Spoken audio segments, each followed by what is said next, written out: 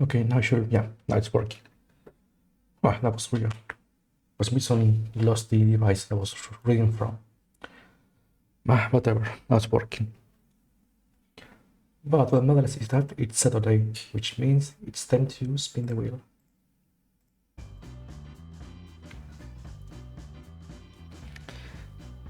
Now, this will be, I think, the 7th time we do it. And so far, we have pretty much worked on every project except this one, which is a mix of 3D exploration with the semi-action RPG battles. So aside from that one, we should already work on the other ones at least once. So who knows, maybe this week we can say that we work on all the projects on the wheel. But that's depending if we actually can speak.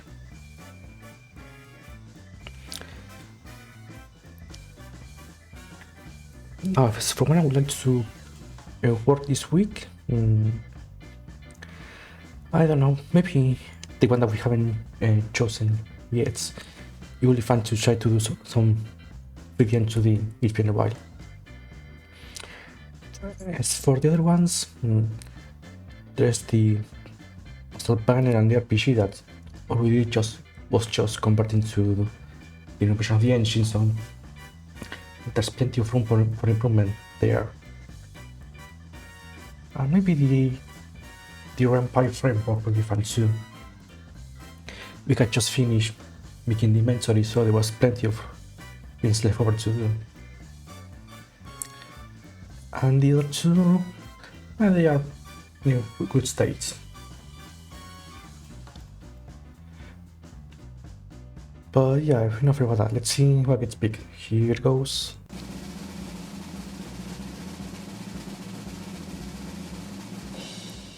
And there we go. Our fate has been sealed. We're working on the puzzle game today.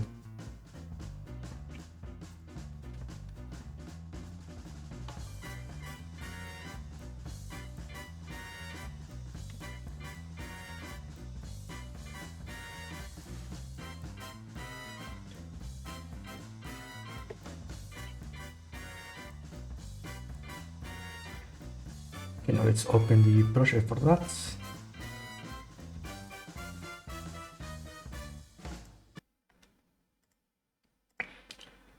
And now where is that?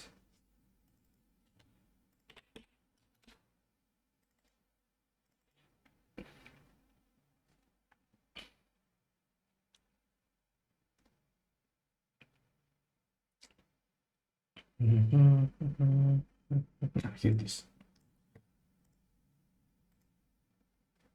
All right, now we can start coding. Okay, first let's do a quick refresh of what we were doing here. Okay, so we have that main menu.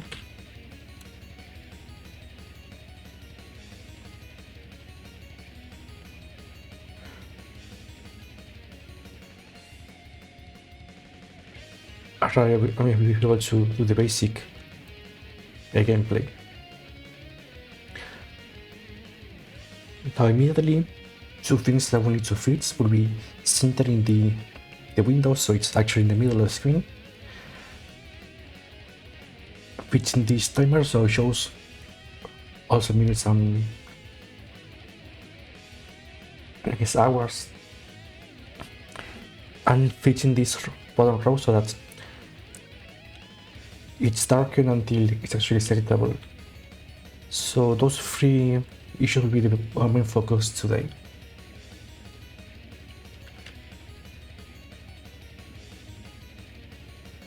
Maybe I should write that down.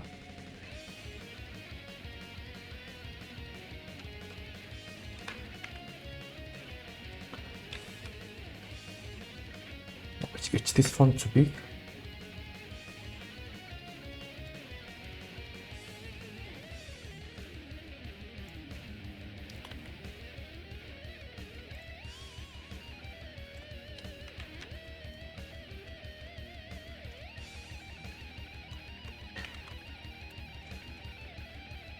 Just 1 second, I'm writing down this list so that I don't forget this later.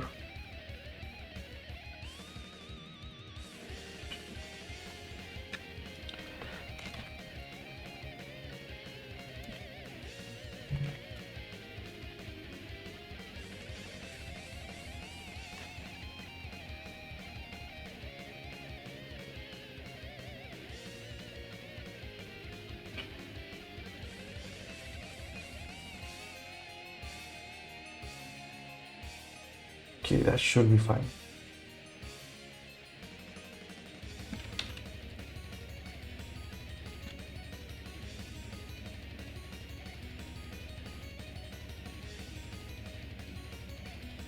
Okay, now we can start. So, first thing first, we have to figure out why this window is not in center.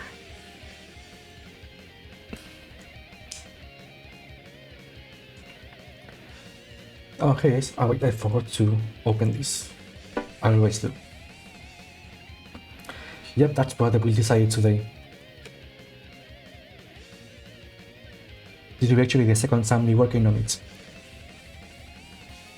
And if I remember correctly, the last project to work that we haven't seen yet, it's that RPG with a mix of 3D exploration and 2D battles.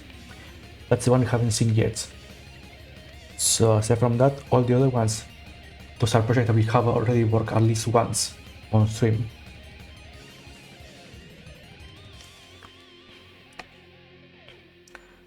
The size PRNG.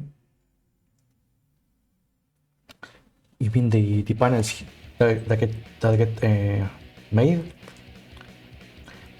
Actually, now that you're mentioning, it's funny because back then I made it so that you could set it up both ways.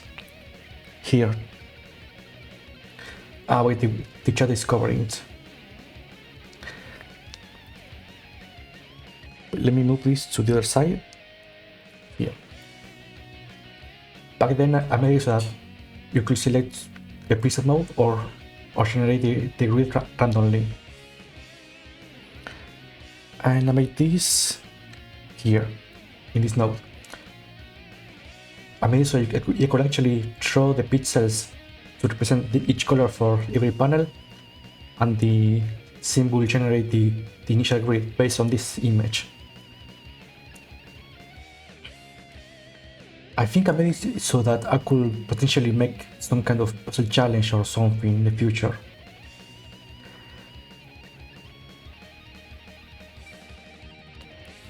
Star Wars.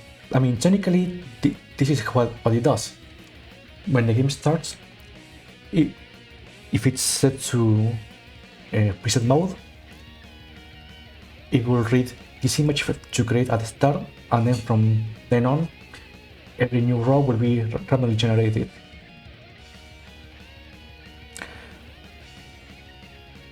So yeah, you should be thankful to past me for having made what I made all of this before.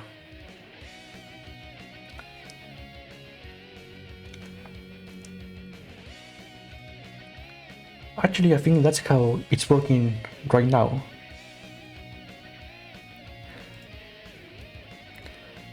I think it's already using this preset.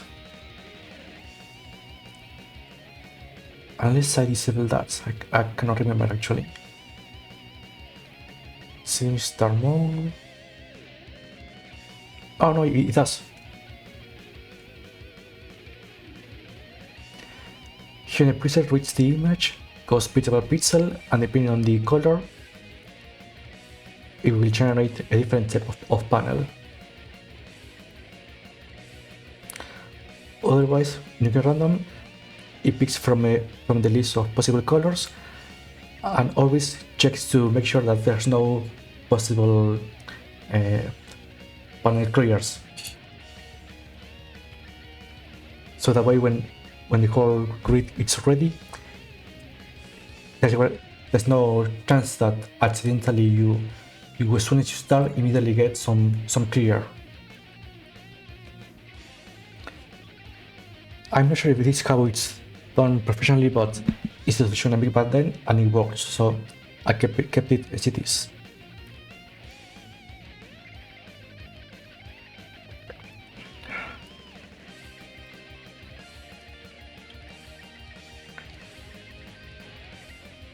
But yeah, aside from that, I think that was all that the creator does. Yeah, here on this node, it's where the whole logic of reading the color to return the value of the panel gets calculated.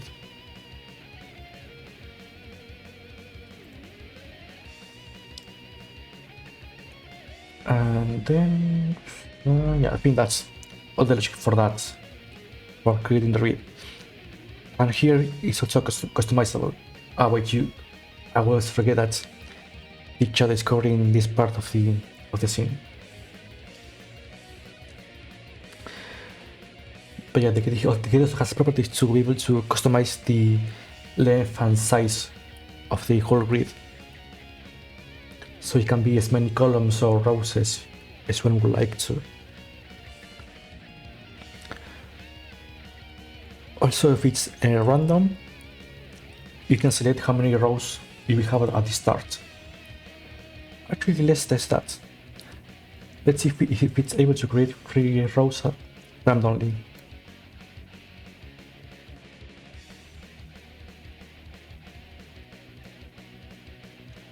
Oh, no.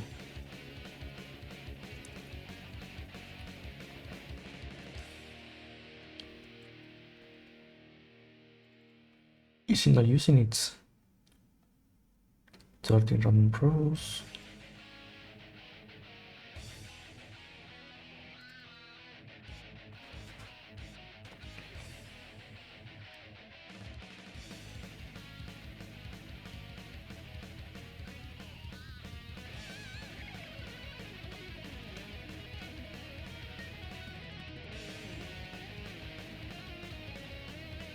So why is it called starting rows?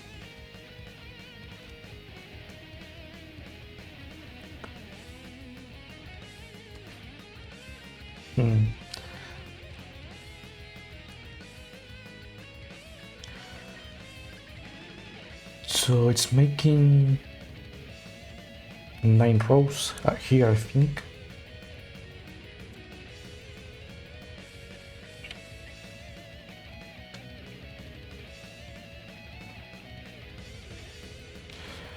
Let's see, 3, 4, 5, 6.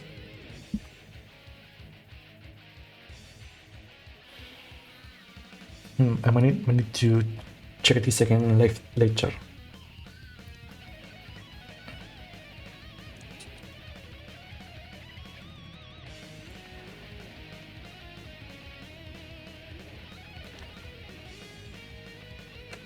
Might as well compare also if it's creating the preset layout correctly. Oh wait, it's not. The fuck?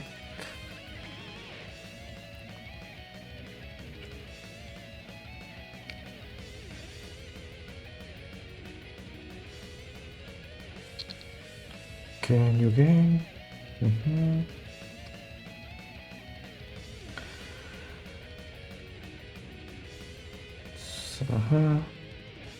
Let's see what's giving that variable.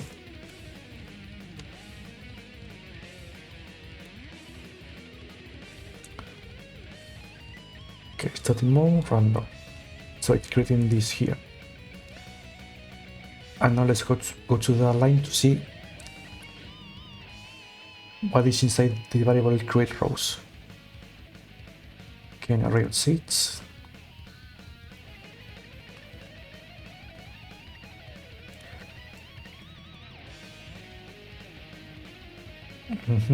So this is giving us the height of the grid that we want to create the rows.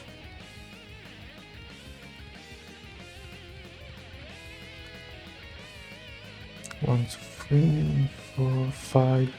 Yeah, so it's giving us 6 rows. When actually it should be 3.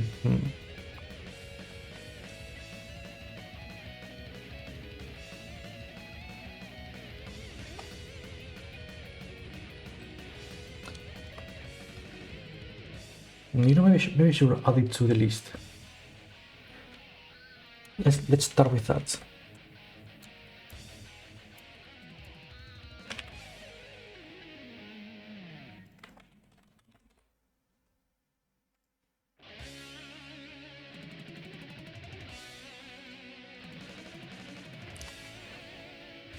Because there's a variable here, static rows, that when the start mode is set to random, it should only create this many rows at the bottom. But apparently it's not doing that.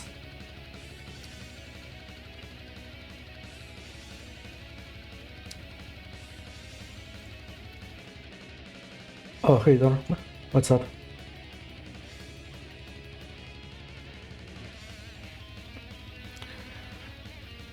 Okay, let's remove these breakpoints.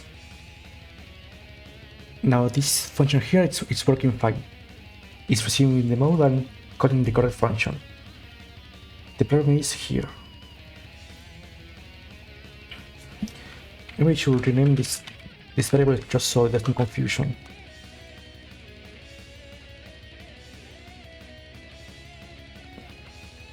Okay, so the first problem is this list. Because this variable should hold which rows will hold. No, this variable holds an array of which at which heights we will create rows, and the number should be the total rows that we called before. So you go from the bottom up to a certain number, which is determined by this. So for example, if we set it to 3, you go for this should have 11, 10, and 9. So that should be our main goal.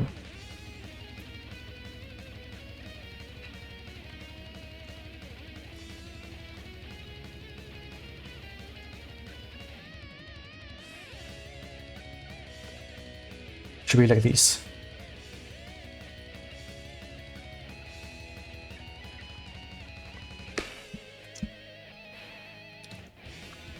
However, because of the way this is made, it is instead giving us 6 rows, because it's subtracting to the total rows how many we want to create, which actually is doing the opposite of what we wanted.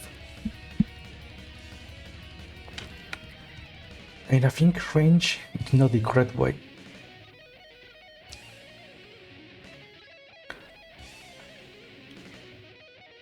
This must be from the new version of Godot. It should solve this issue actually. Because this will let us create the array the other way around backwards.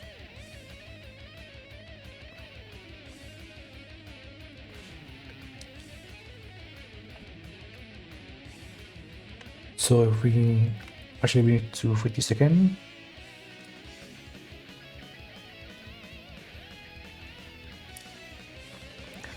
Okay, so we need to start from the last element. So it's like this.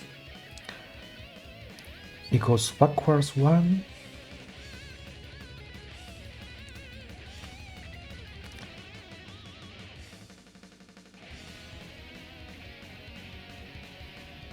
Now this step is this -1, so it goes backwards in the array. That's fine.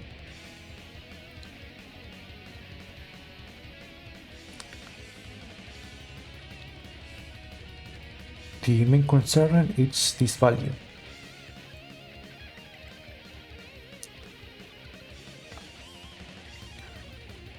Before reaching this value,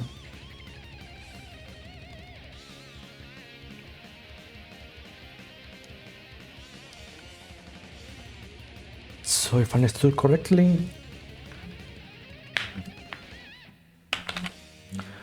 press it rows, then before, I think now it's when we do this again. And the step should be -1.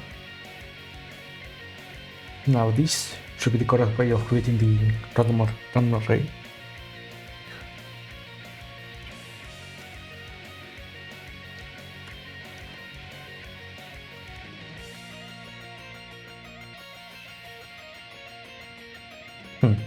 there we see an error.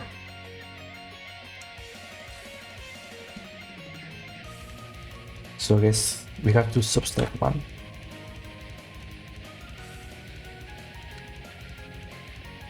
Still not.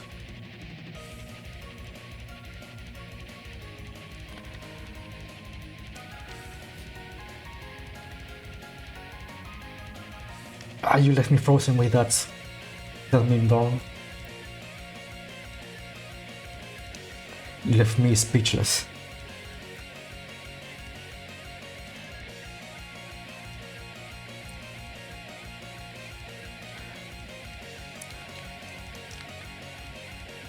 You should totally post that somewhere for engagement.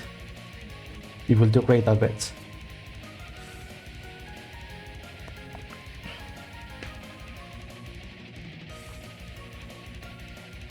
Now, why didn't this work?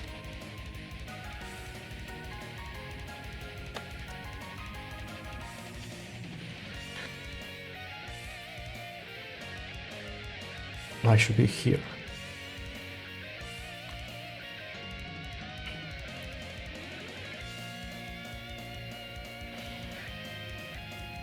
So this should have stopped right here.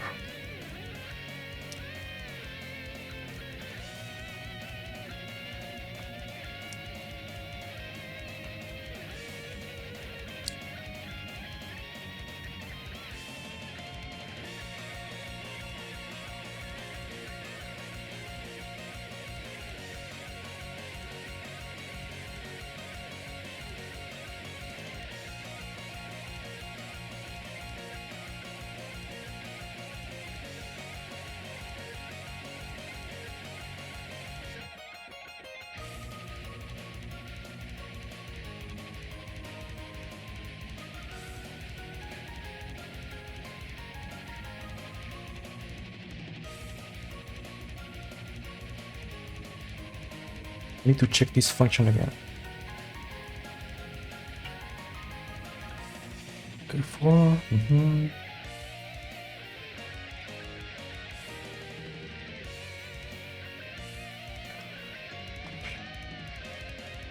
So it starts from 11.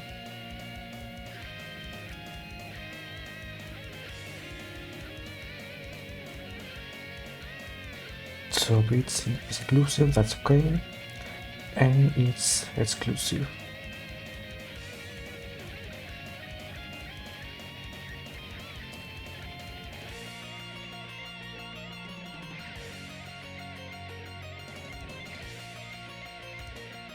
How come it isn't working?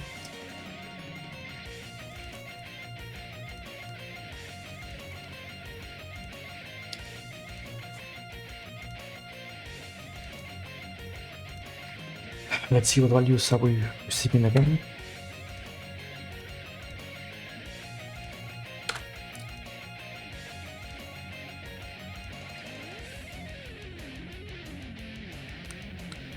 Seats, what is that? Oh wait, I know why. I had to change it here.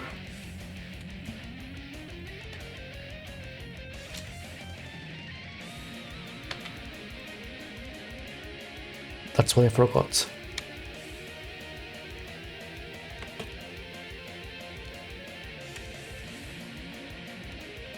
Now if I remove the breakpoints, there we go, now it's actually working.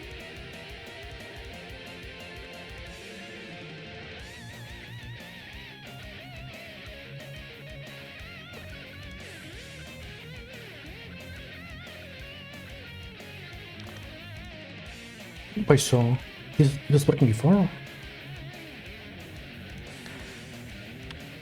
So I did all of that for nothing.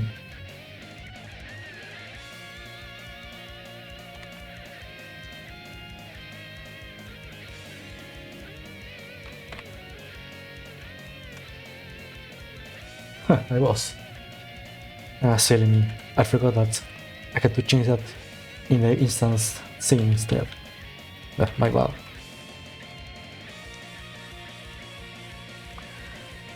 So I guess there was nothing to fix there. Well, so if I choose the preset then...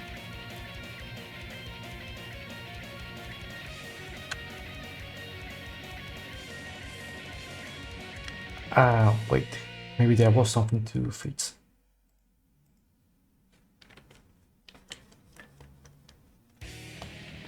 Because this get data some of C from the old version of the engine.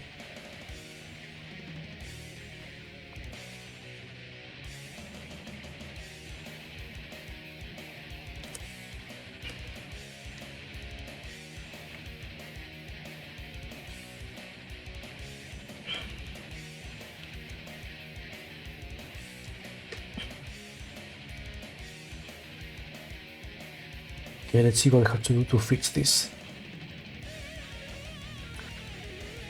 So this has to be texture 2D probably.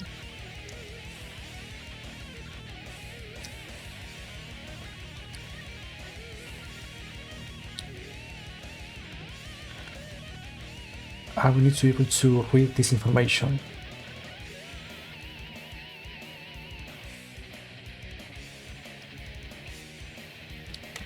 Let's see. Templates.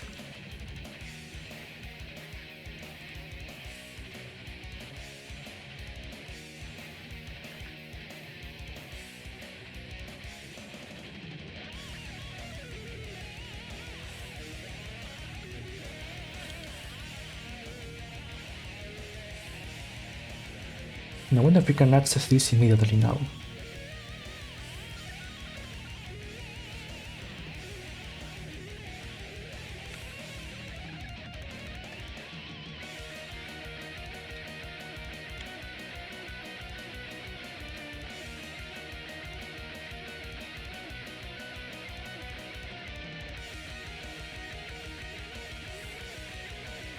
Okay, so if I understood correctly, now we can do this.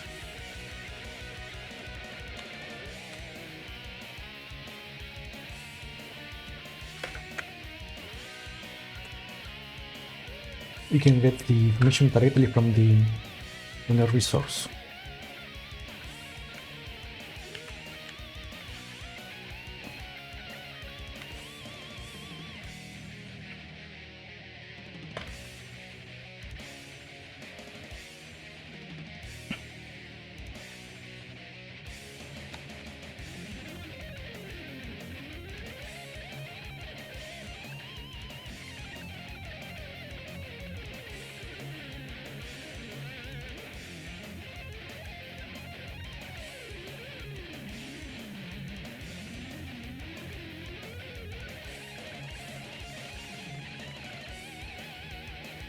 Oh, it actually works.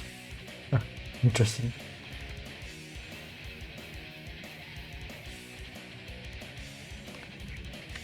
Let's see, template. There's no get pixel.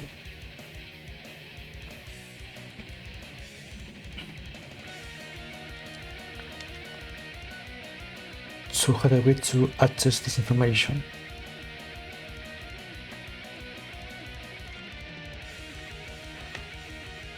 This is how.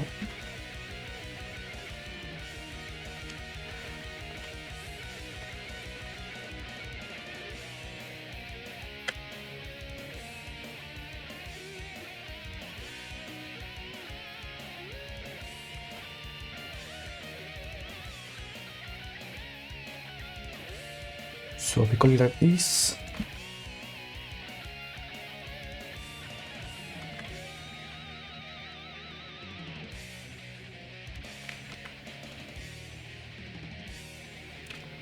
There we go, that's a new way to call it.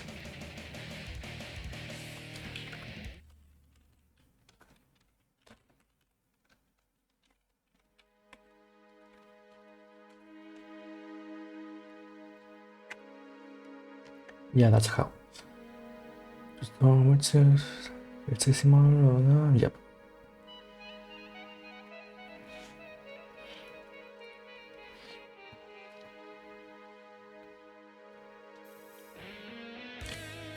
Okay, now the preset should work again. Never mind.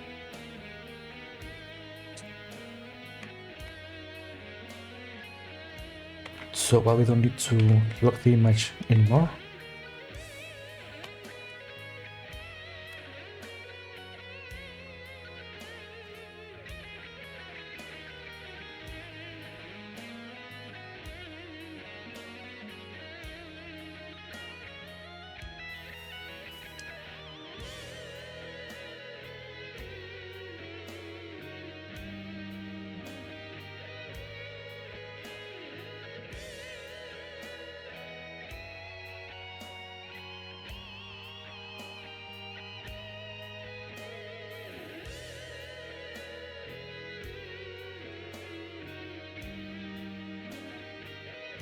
I was pretty didn't want to create this new role.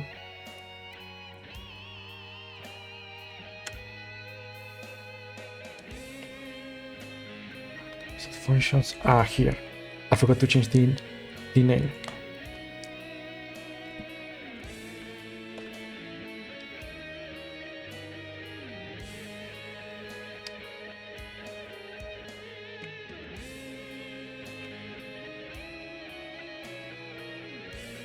And there we go, now it's also creating the reset arrays.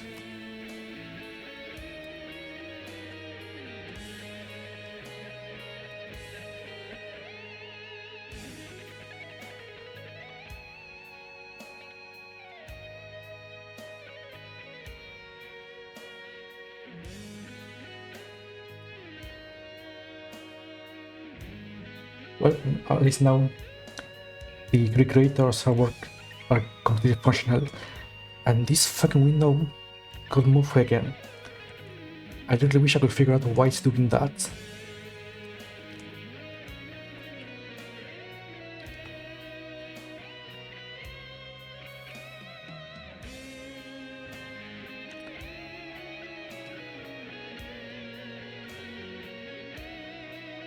Maybe I need to put it here in the reset.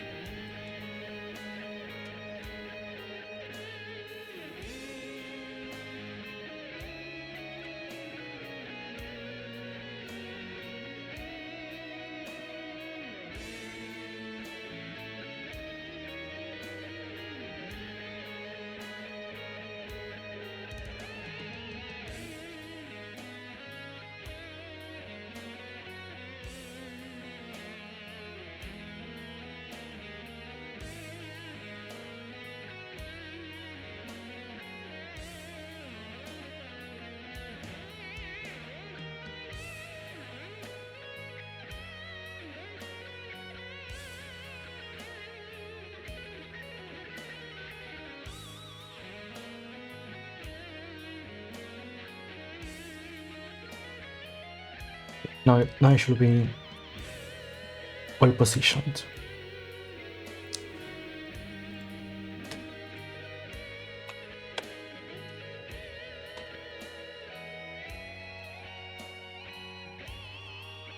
Okay, I just need to change that to the actual center.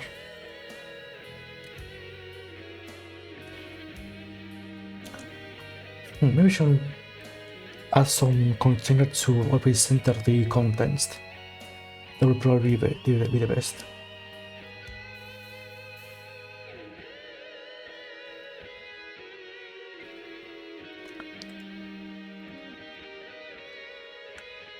Instead of having to rely on repositioning them all the time.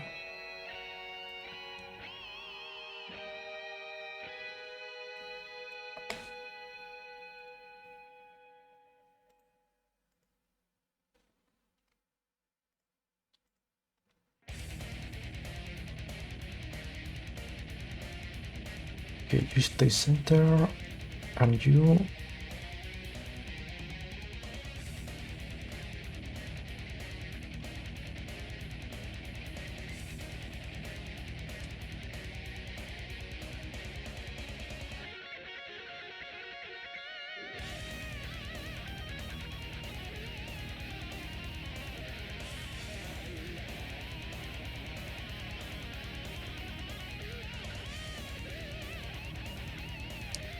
see the position there, and we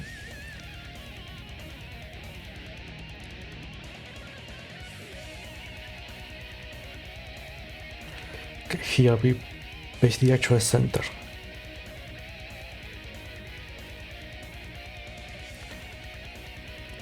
Okay, now it should work neatly. See once more. Okay, that's much better.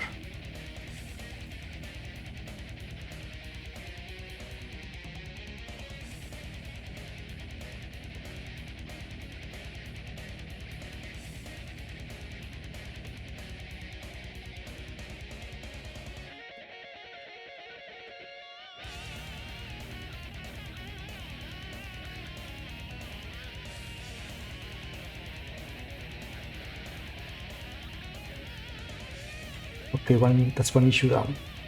So let's mark it as such.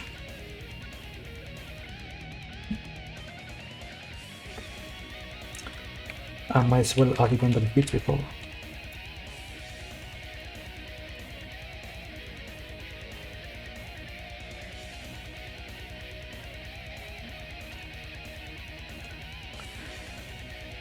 Okay, so next on the list is right, it's to fix this component here. Well, I mean, first of all, there's the issue of the offer programmers are that using runner bots. That's a problem for future me. For now, let's focus on what one can actually be solved, which is this label, which you hold the minutes, seconds, and the decimals for the seconds.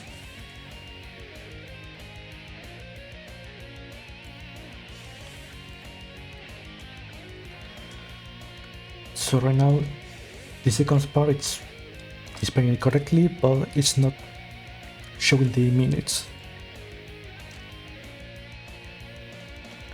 And that's down here.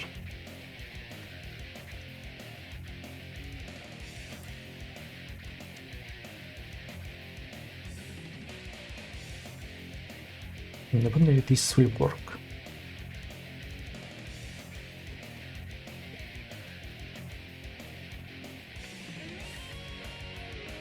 We'll see like this.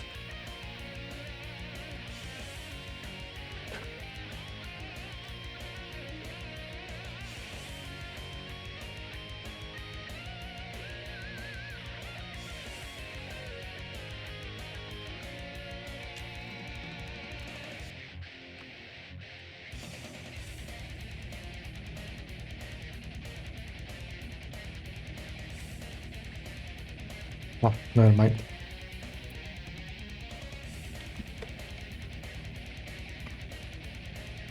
Supported format character.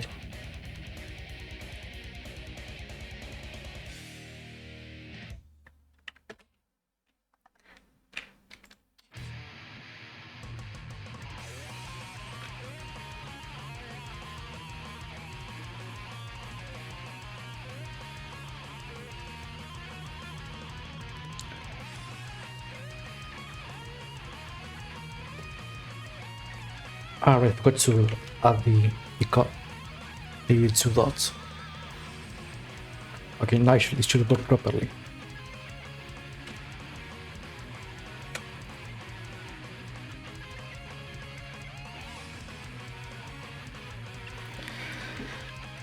Okay, now we wait until we have the actual minutes.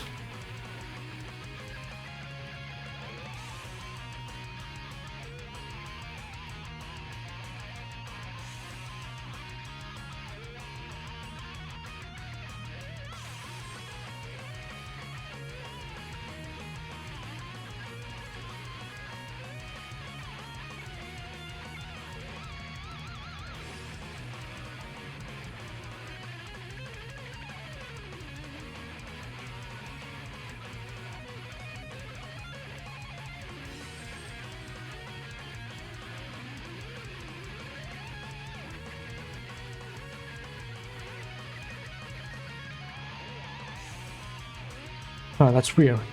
It didn't check for collisions until we swapped the panels, so something you had to fix as well. Ah, wait. here's the problem. It's not adding these seconds correctly.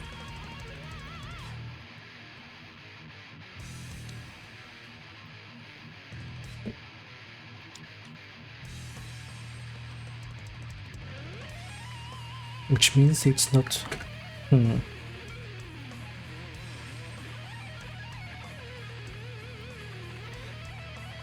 Okay, so we do know that this examine is giving us the entire value.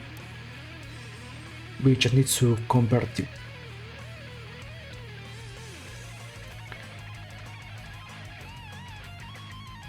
This is giving us the entire time in seconds with the decimals.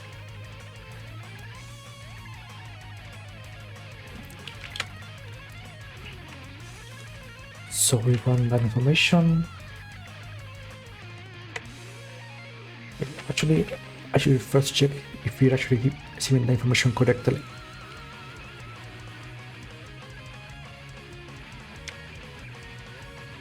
And that's coming from the grid.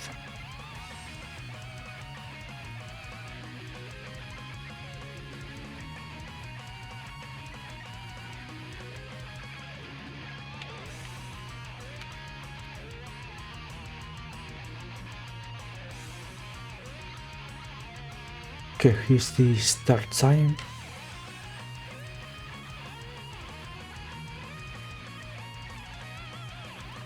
Right, it's giving us the difference, which is the total time.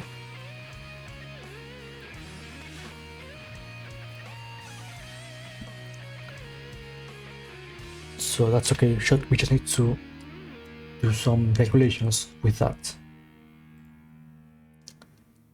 Okay, so first, I think we need to do modulus calculation.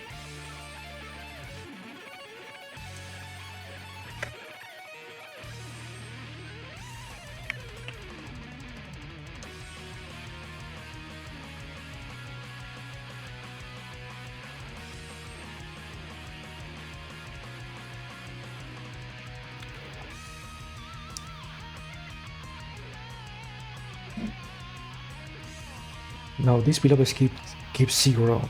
Maybe it's not by 30,000.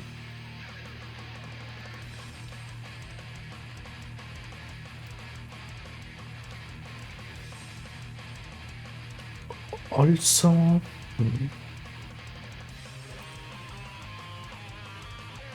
will this be okay? Because I think there were some issues that I had to change the last time.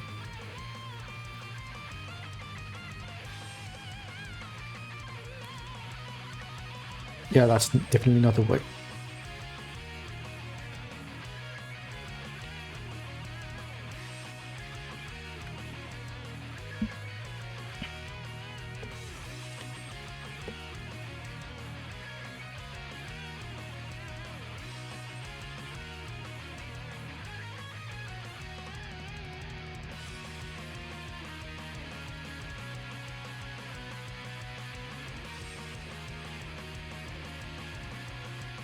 Nope, that's not either.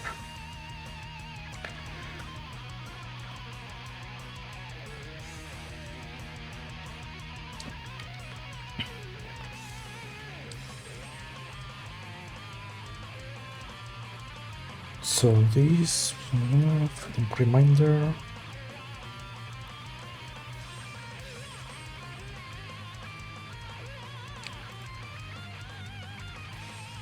So there should be the other way around then.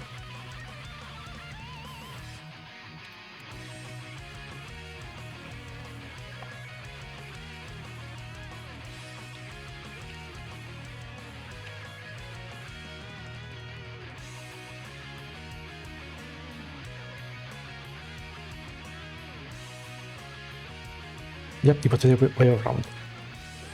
At least that's what it seems. We just need to wait a few more seconds.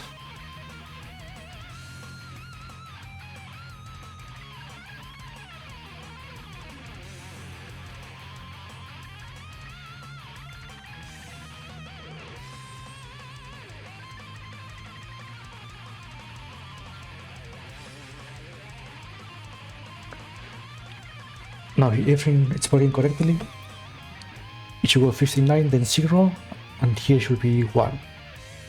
That should be the ideal scenario.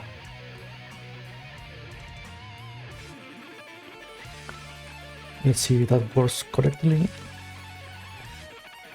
And let's screen some panels.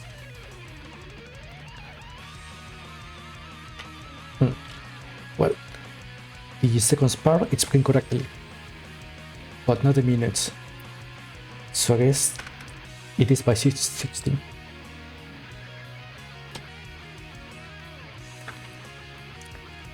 Let's try that one more time.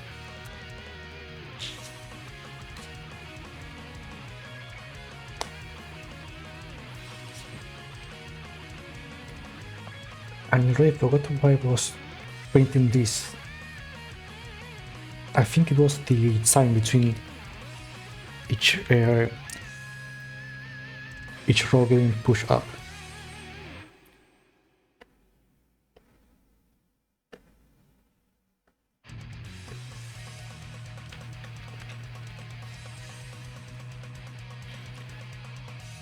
Okay, so after we fix this label for the timer, there's the glaring issue of the bottom row not getting read out correctly when it's not available. Also, we need to fix that issue with the when it's not getting cleared up when the new row gets added to the whole grid.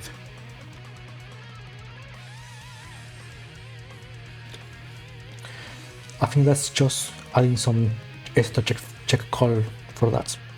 Ah, there we go, now it fits.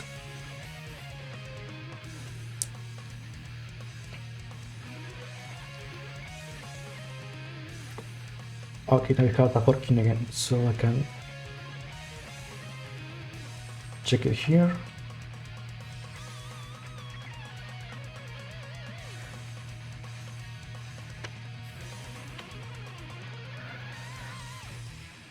Now, what else is left to fix?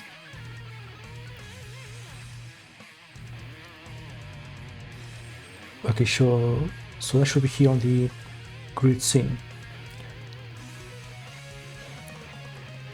Not here, not here, blah, blah, blah. Move panels.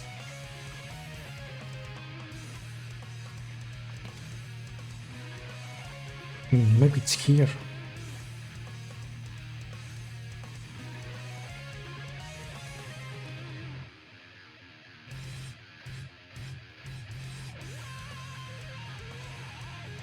This was when I was trying to add some particles for the effect when the panels were getting clear.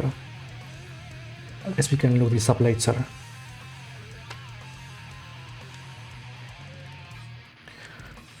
Not remove panel. We have to call this function later when we add the new row to the whole grid. Should be here. Okay, so here's the issue.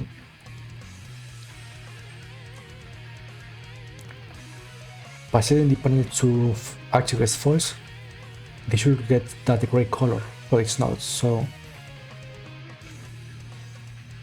here's also getting set as false.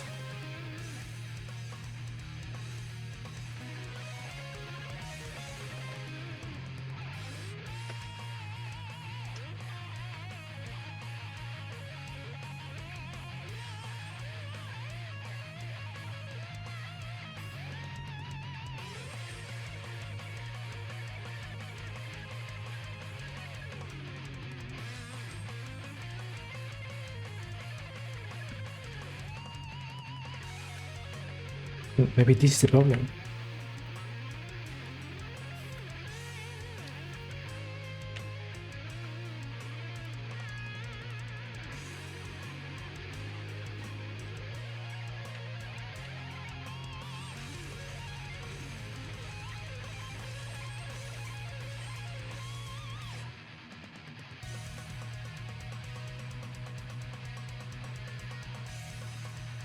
No, it's not that. Then somewhere on this code, I am setting the inactive somehow.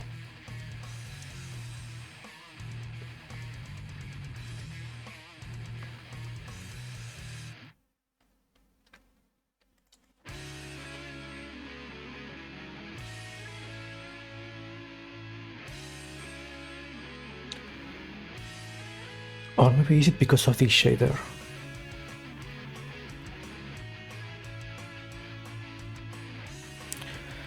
Oh wait, it's probably because of this.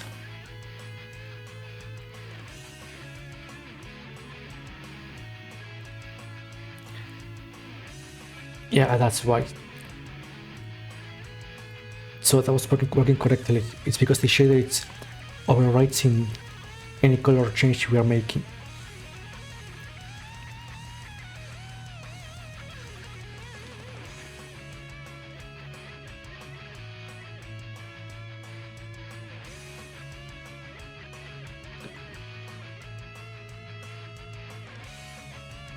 So what we need to do is, let's see here.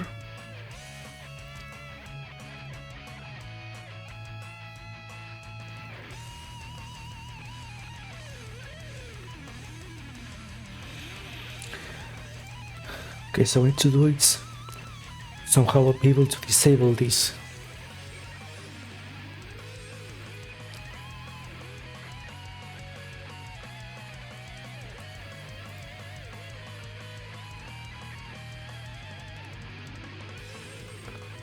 Maybe we should set this as clear for now since it's using the same color.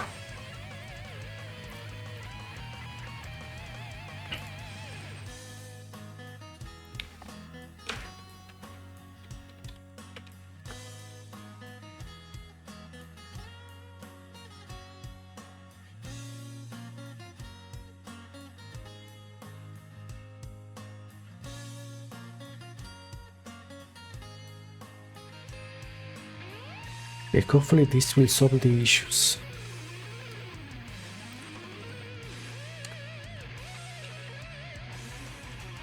Yep, I think that was the problem. Then on the bottom row it's grayed out and until... Yep, I know it's selectable. Perfect, that's fixed now.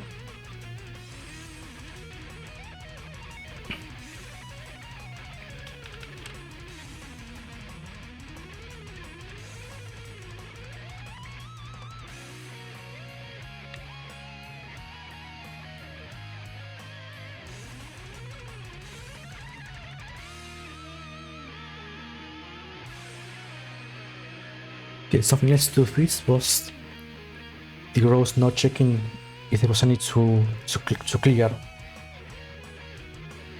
So that's here on the grid. Okay, so here inside the extra row.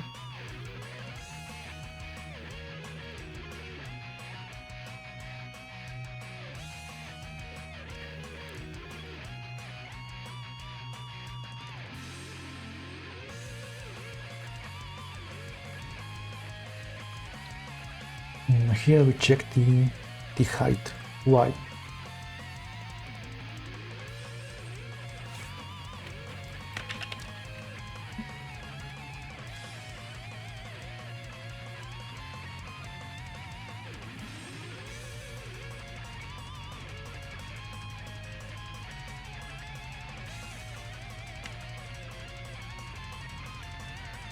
And maybe I should call this function instead.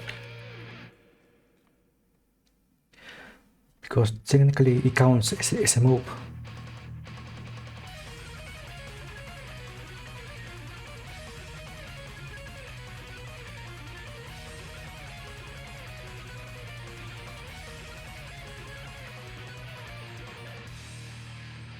Okay, so here we move it.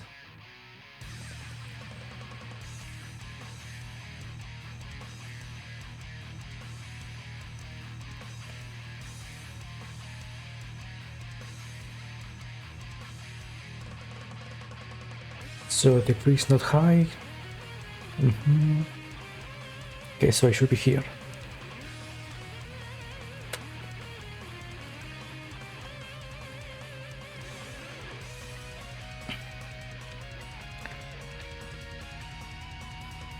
Now who is receiving this signal?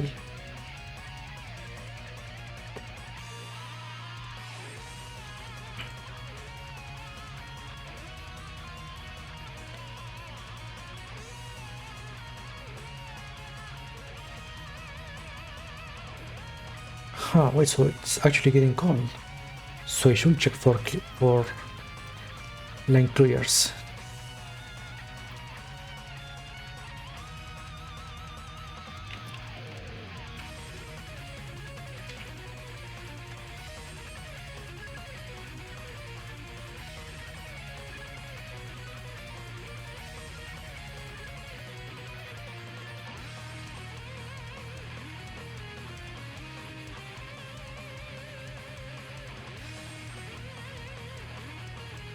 Here. Just the columns.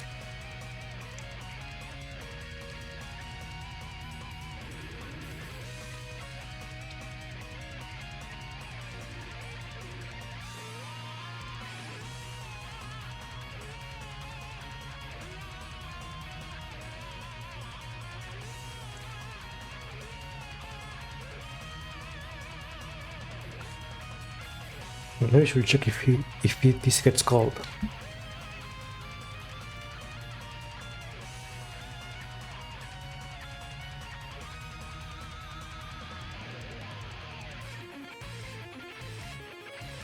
It doesn't. Only when I force the movement.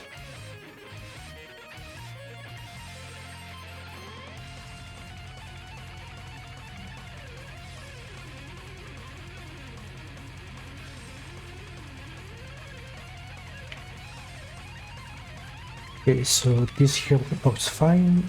I need to.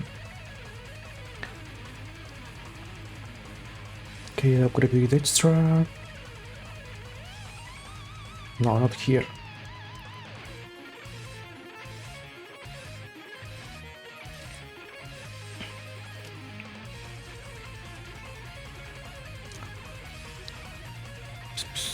High. Here.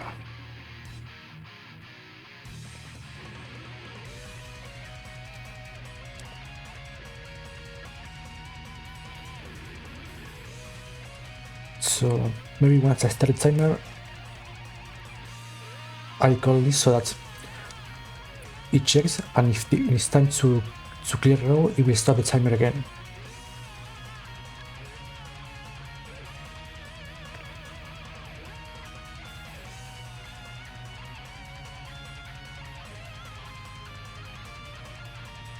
And if we go to the function that checks that,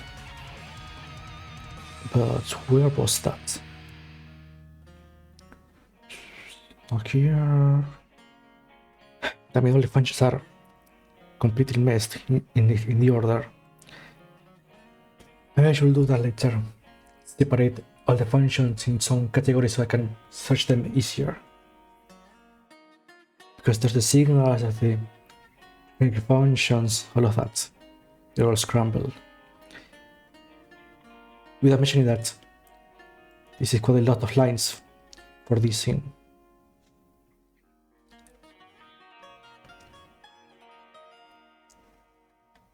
But here it is. Okay, here's calls to stop the timer, so that should be fine.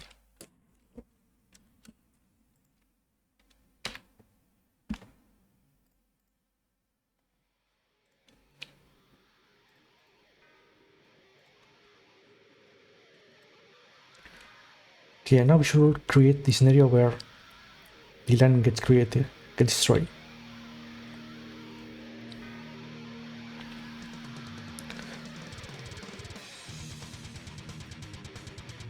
Which should be where?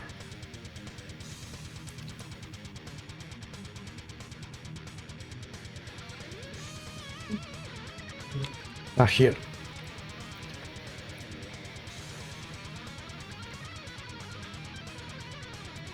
Okay, perfect. But it did it on the next frame, so that's not the ideal case. You should do it immediately.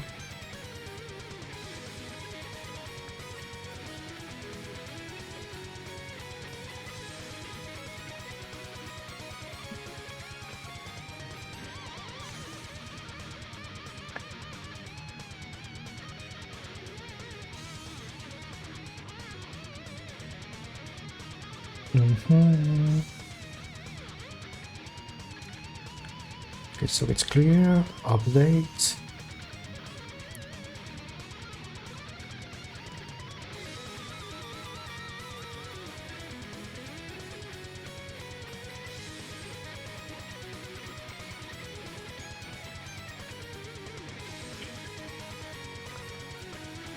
Yeah, it's here.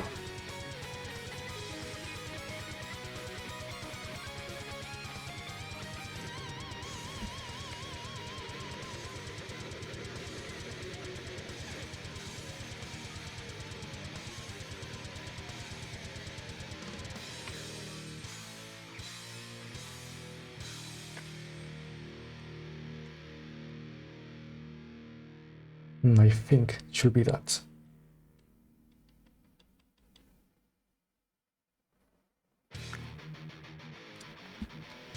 Okay, here's the timer, and here adds the roll. Yeah. See where I should do the check.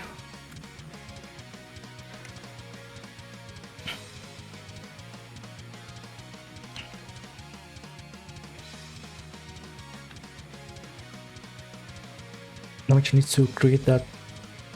Again, it should be here.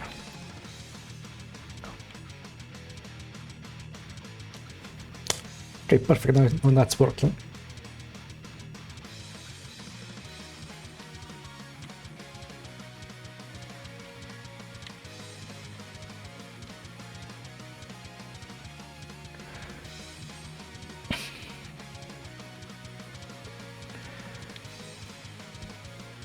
Okay, and with that, we actually managed to finish solving all of the issues.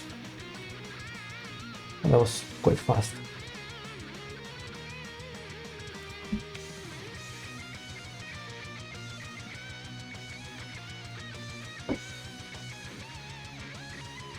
Now, what else can we work on?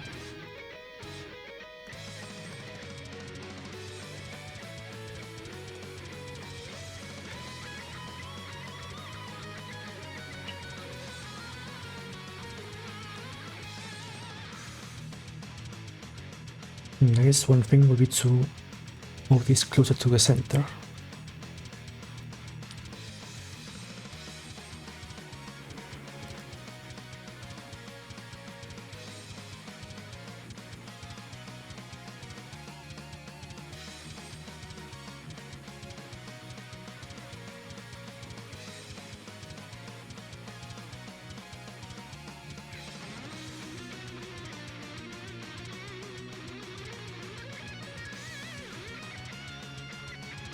So it should be around here. Same with the player.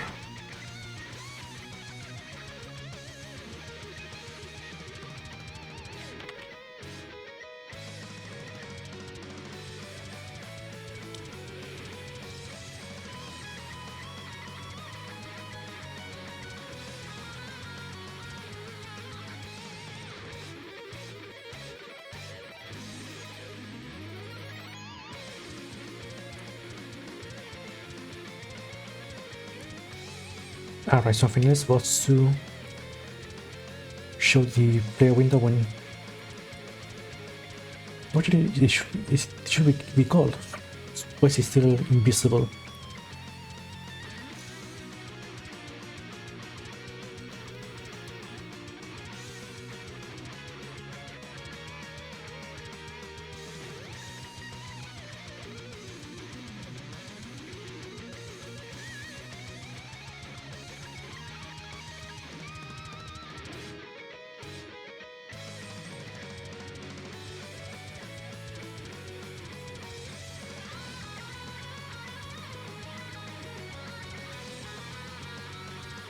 Reach this. Oh, no.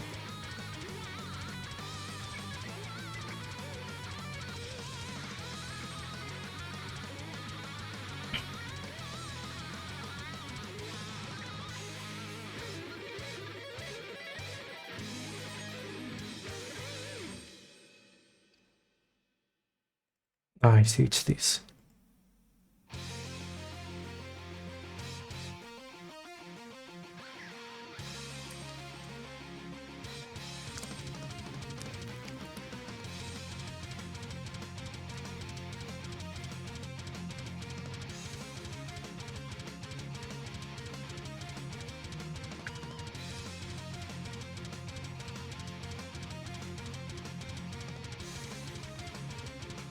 Maybe if I move that there, it will actually play the animation.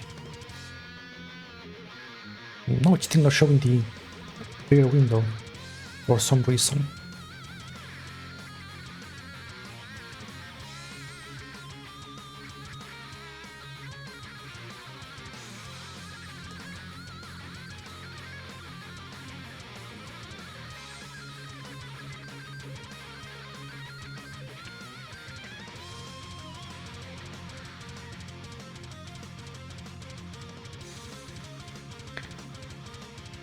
Wait, so here it should be visible.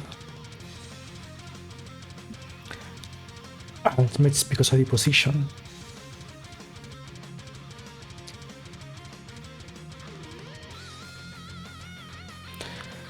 It's because of the size. I know what.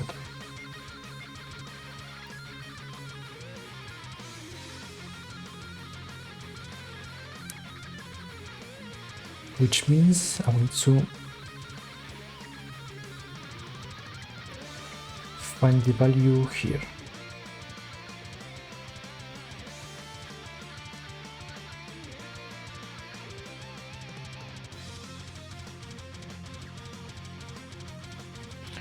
Oh no, wait.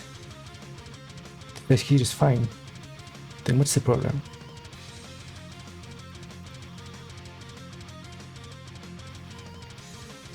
That means because it's not showing always because the actual window is small.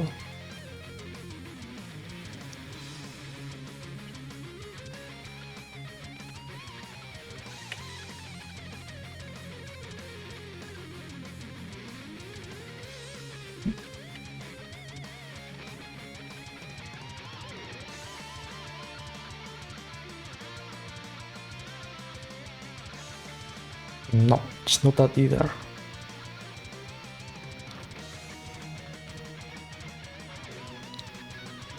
So why cannot we see it?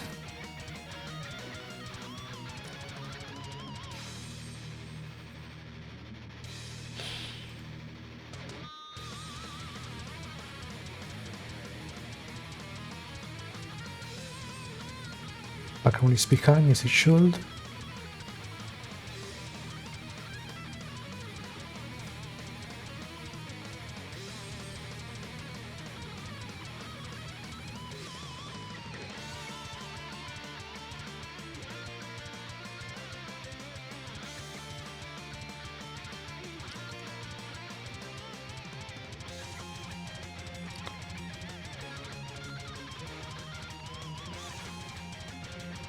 I forget to change some setting here that it's not really not see that panel.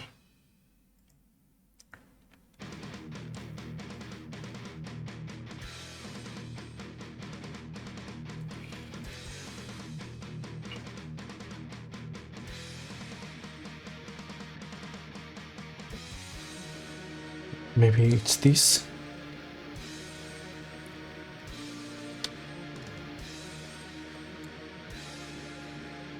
No.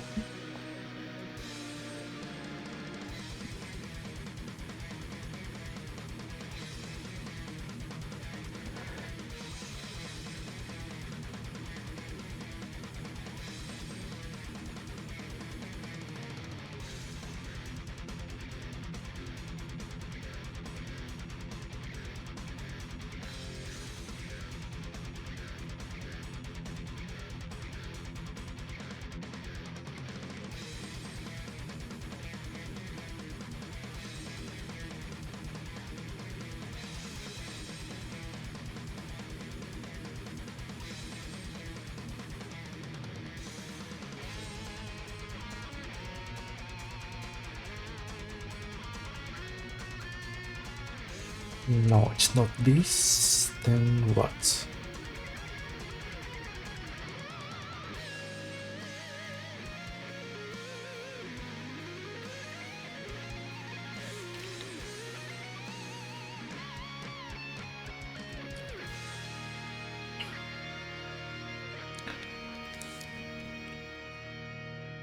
I must be setting this somewhere else. It's this.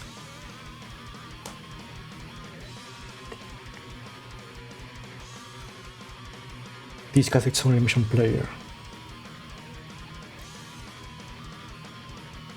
That's why.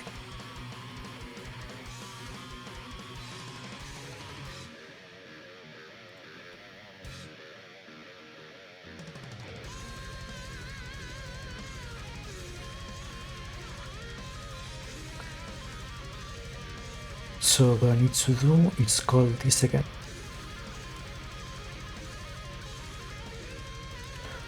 Or maybe I should call some skip function that we can create.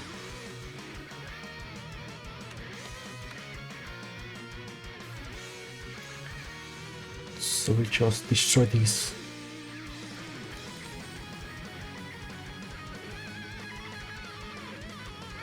This key, setting up here.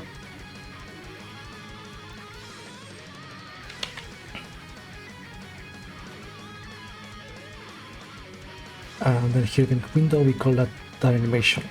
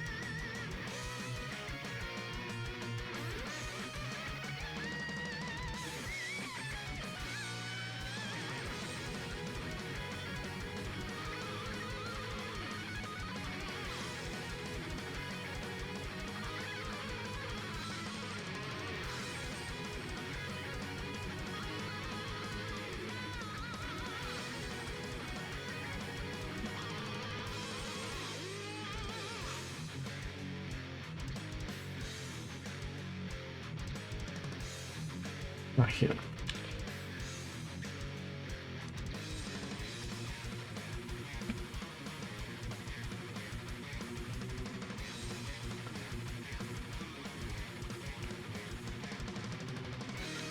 Now, where else do we have to change? And here.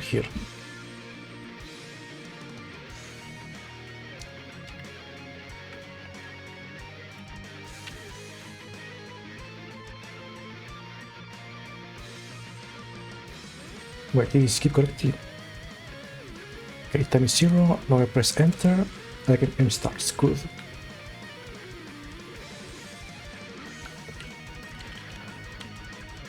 Okay, now we can actually say that finally we're exactly where we were back on the older version of the engine. So now we have a game that can be started player and finished. But I did forget to add a way to start the game again back there. So this that will be the main let's feature to add. Oh, actually, we just saw an issue because right there the new row had a combination to clear, which I'm not sure it should happen, but we can leave it there for now.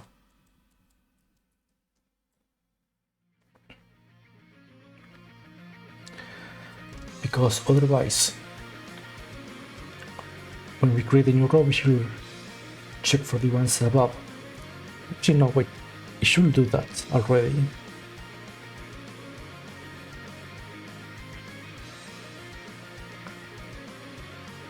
Wait, where is that function? Trace row, not here.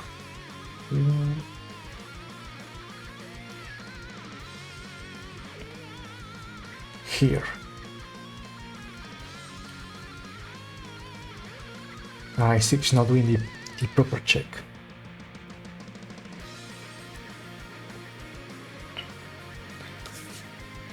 Okay, so that's the next issue to solve. To make sure that the new row we are adding doesn't create any panel clears. At least when it gets added.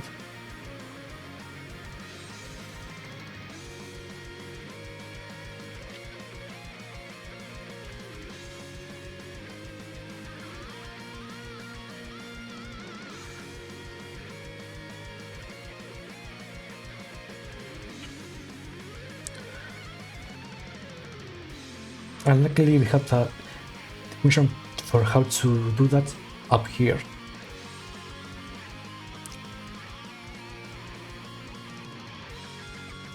Oh, actually, this should already be doing here.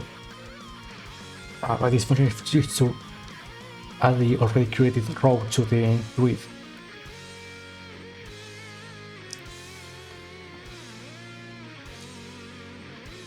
Check left panels. Yeah, I should be doing it here. So what gives? Okay, vi is bigger or equal than 2.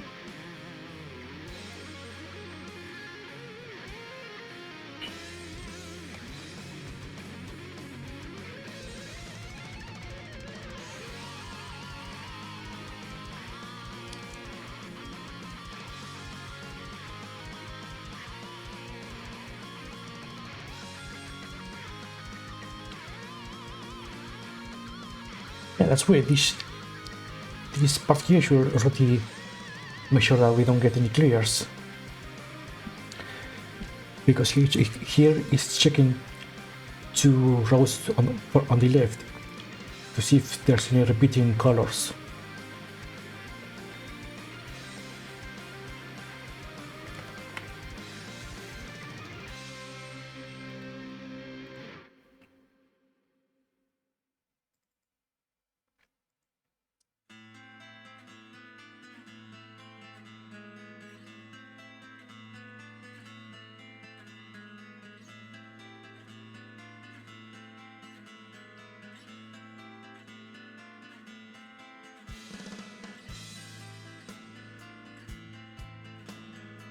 Strange. Why was he doing it in that case then?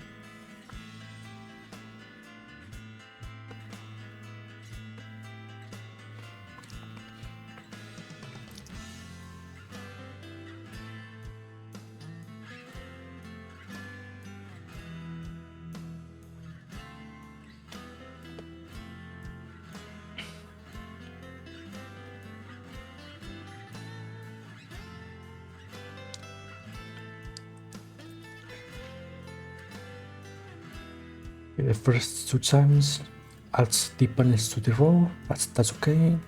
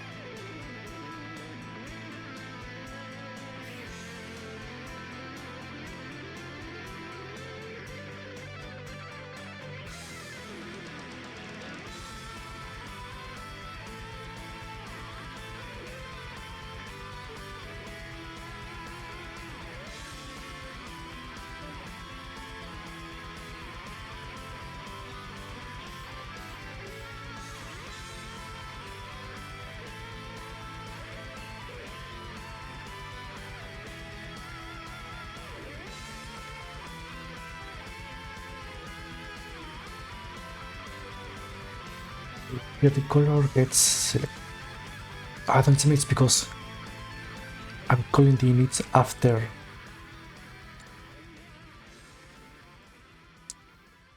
Oh no, wait, it should already be. Should already have the information.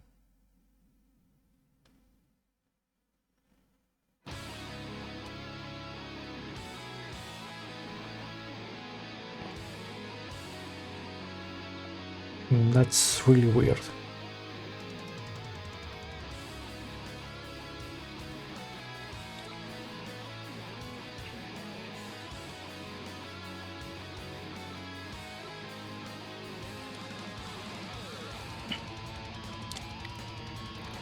I honestly have no idea why it was doing that now in time. Because this piece of code should already control that we don't get any clears.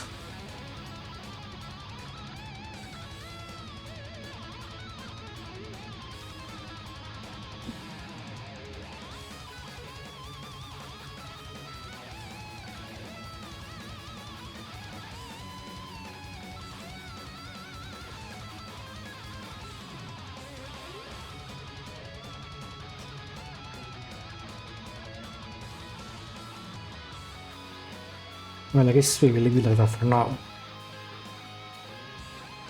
But yeah, it's really strange.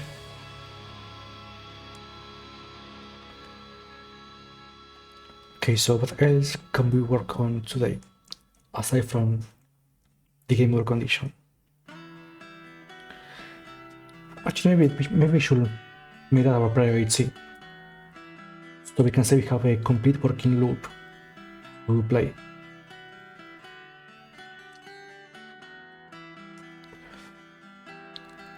So for that we need some game over window on top.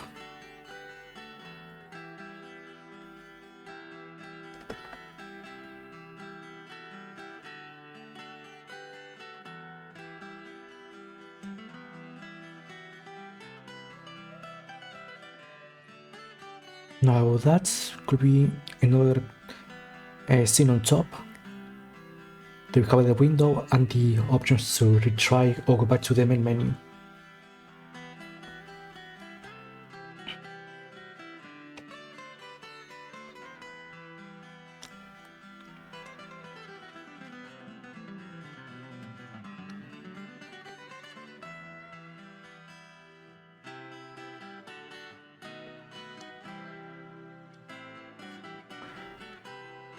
Now, since that's gonna be game over window, should be maybe we could use the red color for that.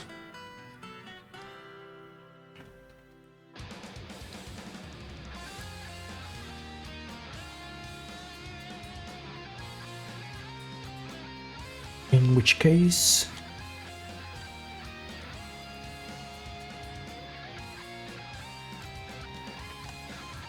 let's start making that.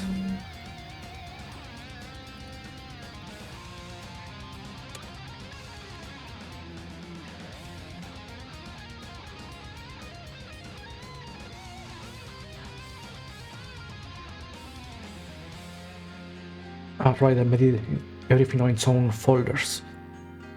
That's a bit annoying. Well, whatever.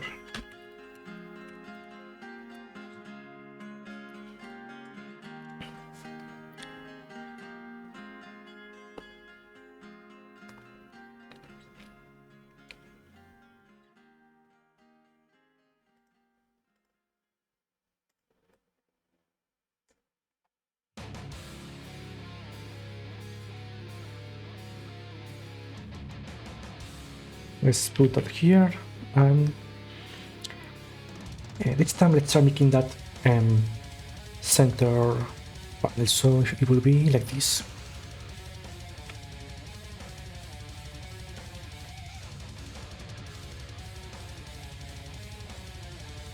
Okay, so regardless of the size of the window, everything will be centered.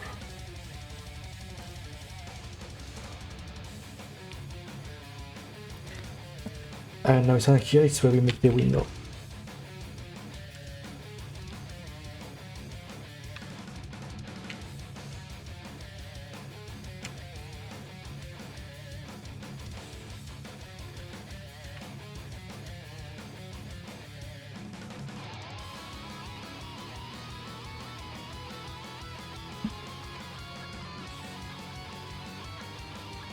Right, it's like this, and we use the red.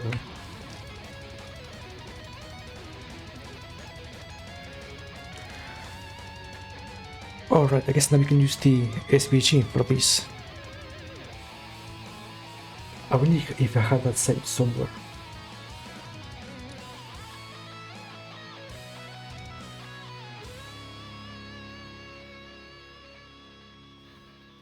Let's see. No, it's not here. Unfortunately.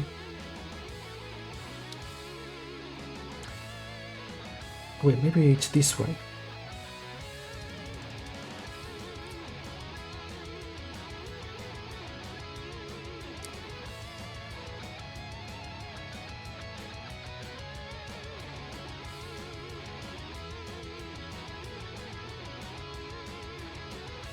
Almost.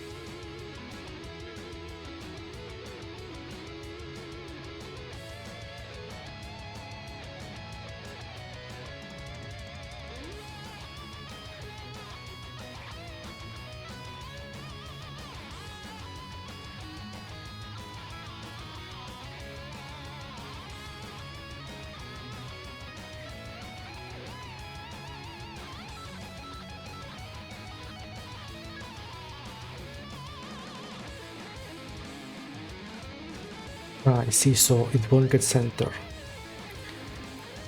Or I mean, it won't get expanded. Unless... Ah, there we go, I had to change the size.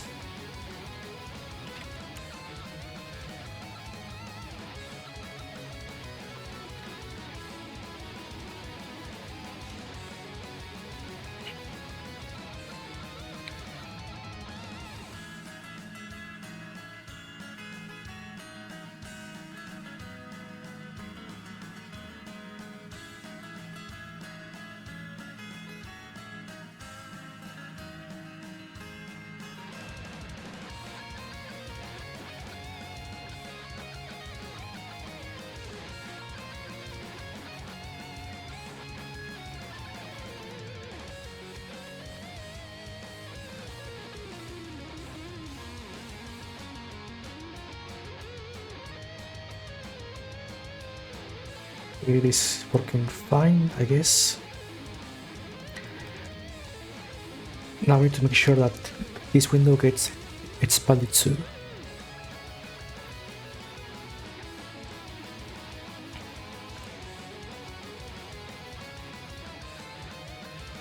But it doesn't seem that we are able to do that.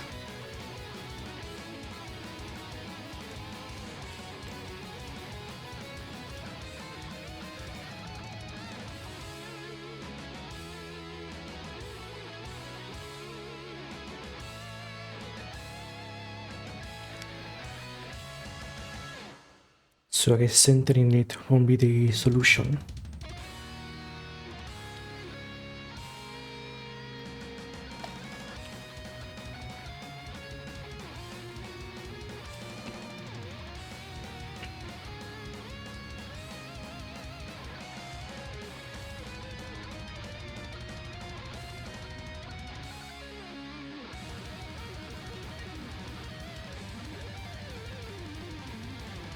No, or maybe it is.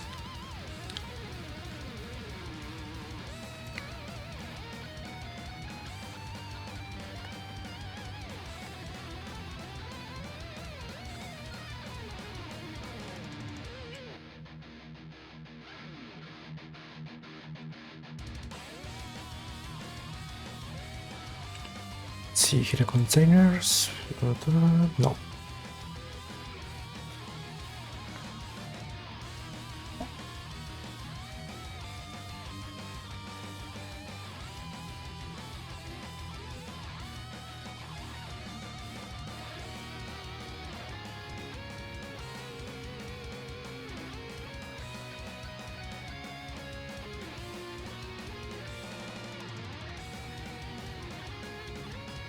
Missing Martian? No.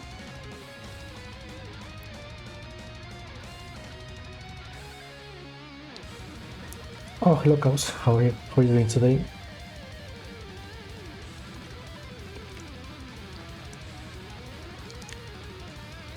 Well, I'm making this making the game over window for the game that I'm working on today,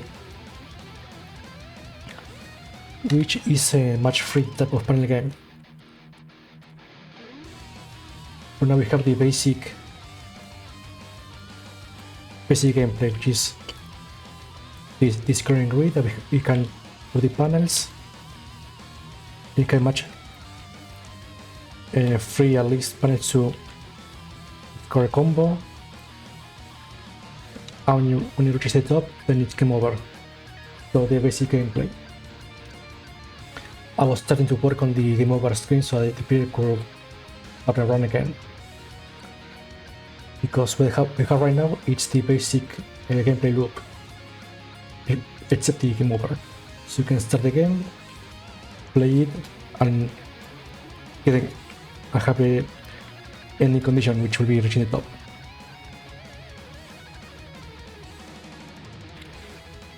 Well, what I don't have yet, it's a way for the player to start the game.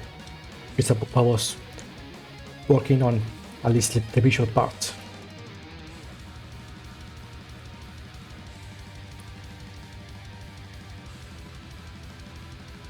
No, thank you. I wanted to go with an old school computer vibe. That's why I have the windows here with the CRT effect. And so that's why I went with this DOS style windows. Because this is what you will see on command type of systems. You have the bar on top like this, the menus like this, and this fake loading effect. And then you go to the OS, which will be a bit more modern. Actually, let me show the actual intro, because it's a bit more elaborate.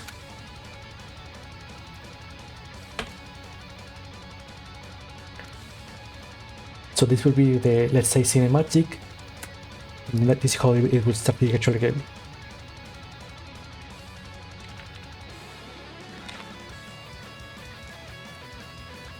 And actually, this is an old project of mine that I kind of left behind a couple of years ago, because this was originally made in the version 3 of the godotengine. So a couple of weeks ago, I picked it up again and I started converting it to the new version. So I had to do some migration work to make it compatible. And just today, I was actually to have it stable enough. That was just like the older version. So now I can focus on making actual new features.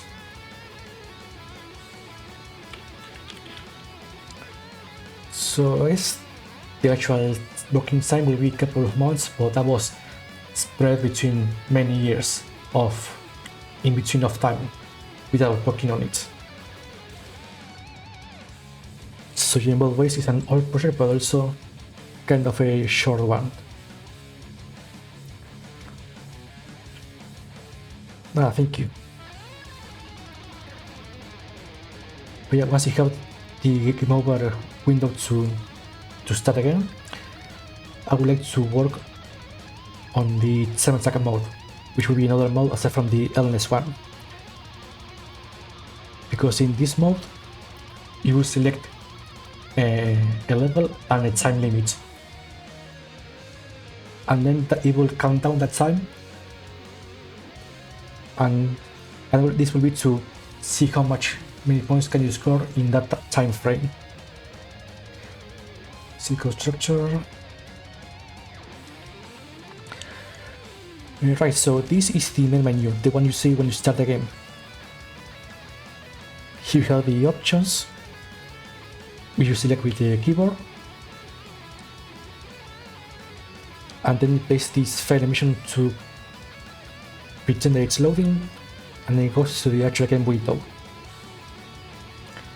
Here we play the animations for starting the game to display the grid. And inside of this window is where the actual game happens. This scene here handles all the logic of moving the reticle to move which ones you want to swap, It also shows which panels are visible on the screen, and also handles the logic for when do you want to raise the level of the rows.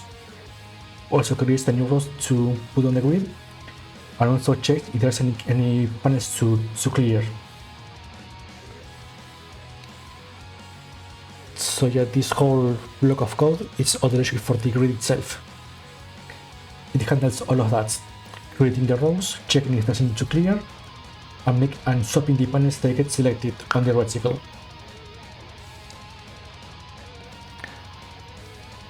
So yeah, showing all of the code of this and explaining each one will be quite a task. So I gave you the quick rundown of what it does.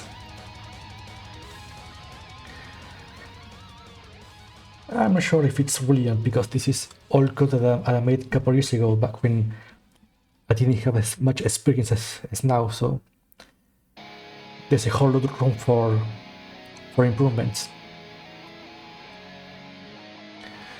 Because, for example, I could definitely move a lot of these functions on our own nodes or classes for encapsulation.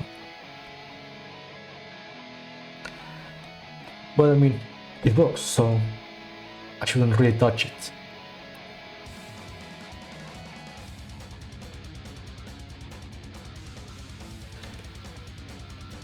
And aside from that, there's windows for showing which combo and change your current UV on when you want one clear at one side. Another window for displaying information about the session, like the score, the speed level, and how long you've been playing.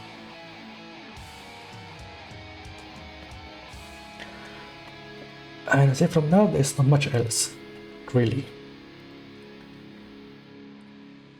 Because, as I said, most of the logic for the game is inside this one node on the grid.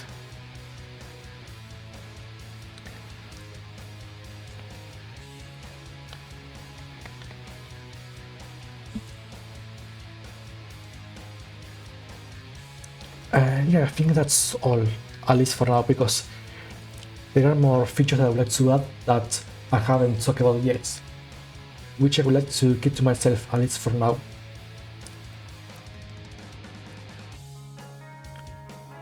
Maybe once I finish both modes, I will discuss them, but for now, I would like to focus on having these two modes feature complete and available to play.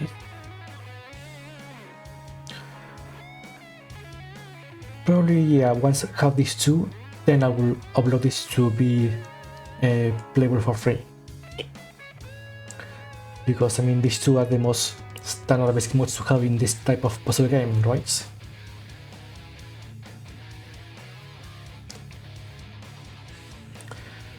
And endless mode, I went for scoring in a certain number of time.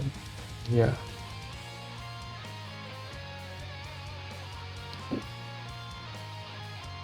Okay, now back to this. Thank you for the follow, guys.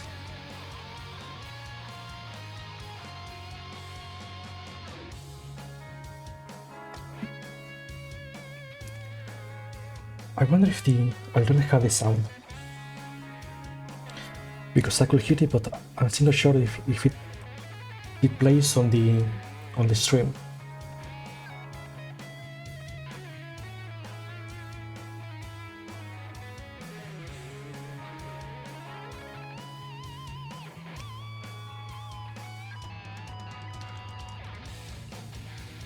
Okay, now back to this window.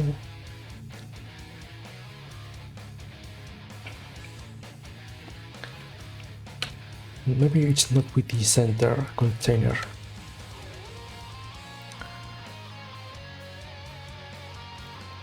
What if it was with this?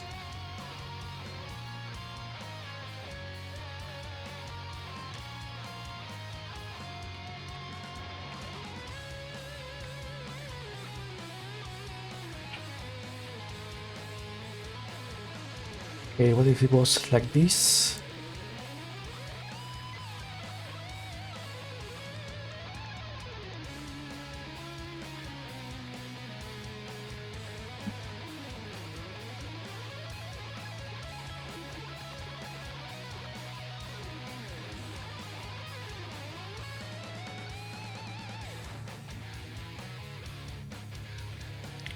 Okay, that seems to work.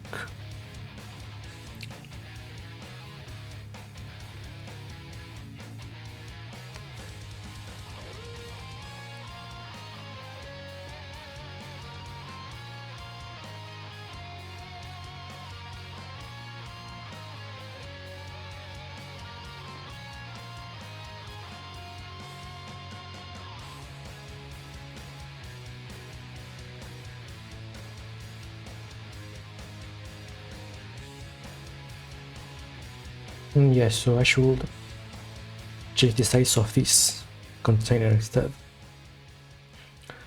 so it always gets center. Photoshop Illustrator. No, I think I'm using Clip Studio Paint, making these assets. And actually, I was thinking of. Oh no, I will keep this on this game. But yeah, I think I use Clip Studio Paint to making this. But really, any basic editor should do the work fine.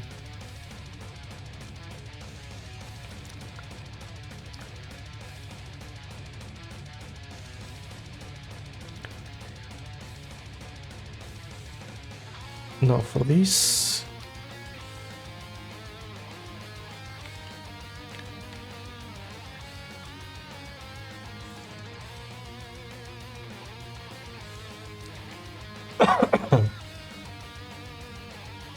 Okay, this is working fine. Good.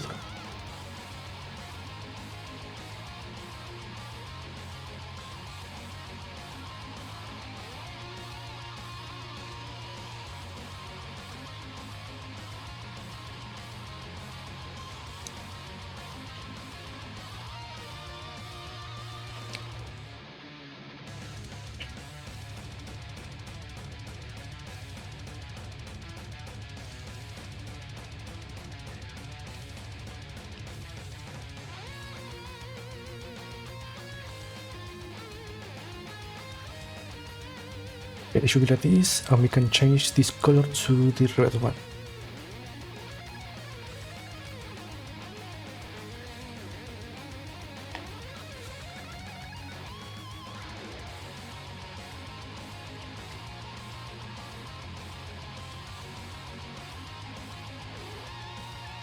Now inside here it's where we set the labels for the game over and display some options to decide what to do next, which I guess will be similar to this.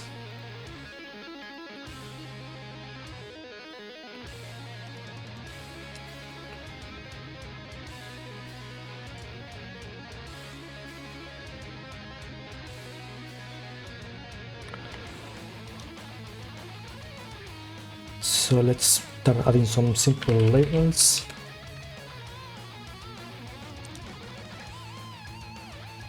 And let's see if this is in position 2.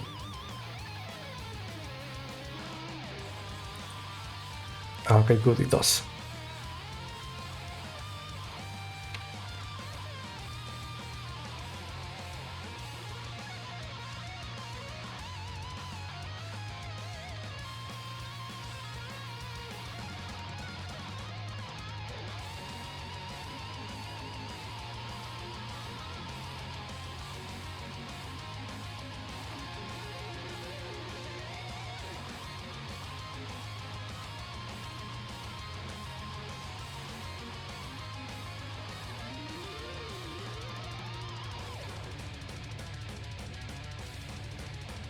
Now let's give it the font for this, which was, I forgot already actually. Font, yeah, it was this one.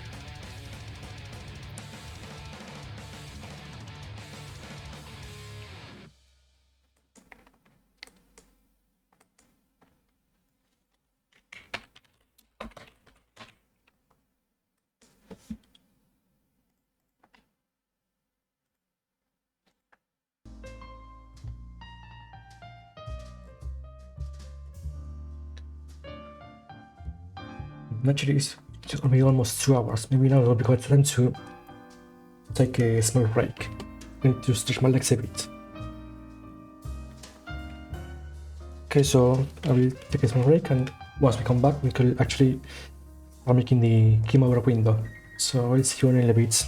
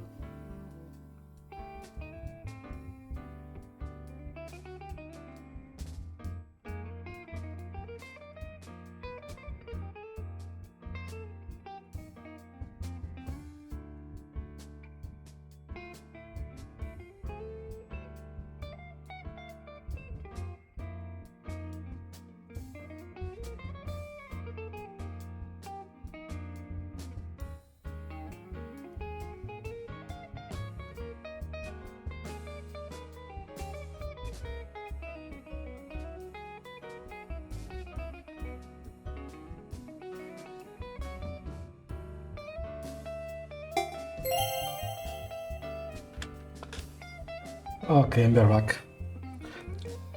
Oh, hey Fotan, what's up? Enjoying the jazz music in the background?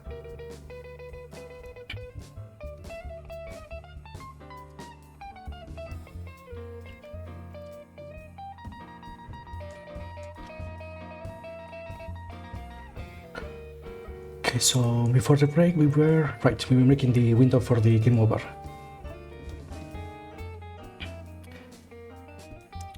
Yeah, it's a... how long is this video? It's a 12-hour compilation of Toho jazz remix. So it's what I usually use for background music for this type of streams.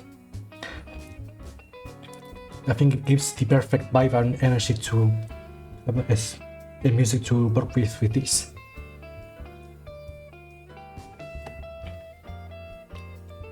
Okay, so since this is gonna be the subtitle, it should be bigger. Maybe this big.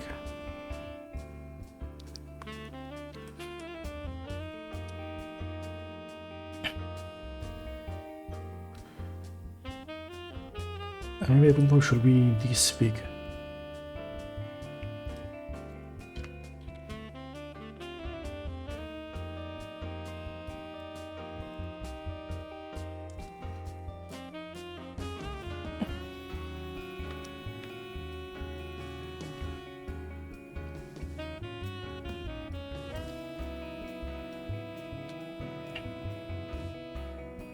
Chill, but because momentum. Yep, that's the elements I would like to have for this type of streams.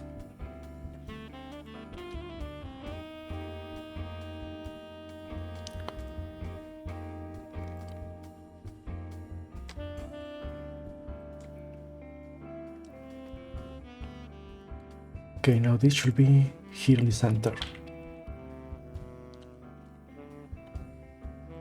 Now maybe like this.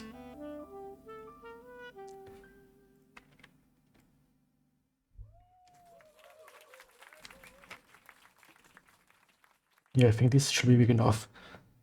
And now here we have the options.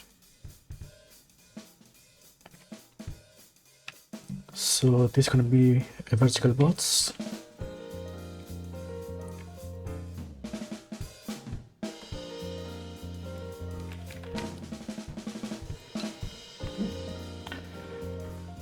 And let's see how it's here. Right here we have some buttons.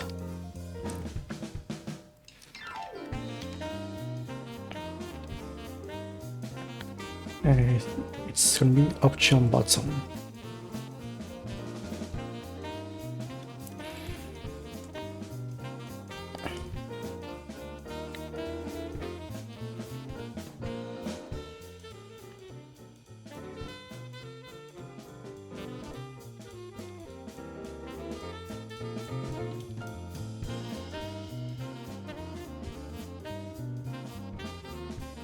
Should be you have a bold font to stand out more.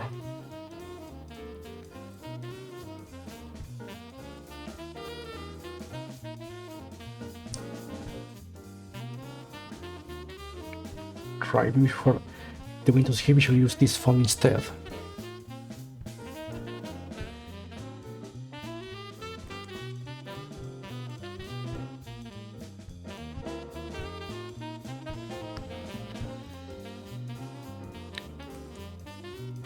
Like this.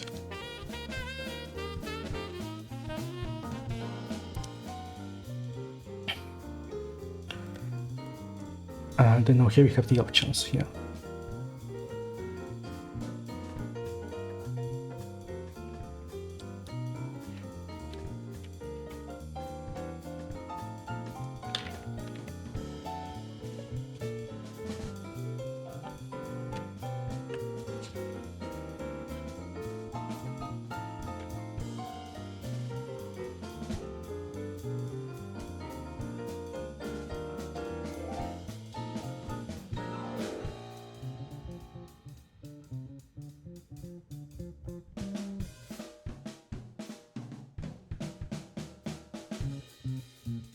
Now maybe the window should be at the bottom here.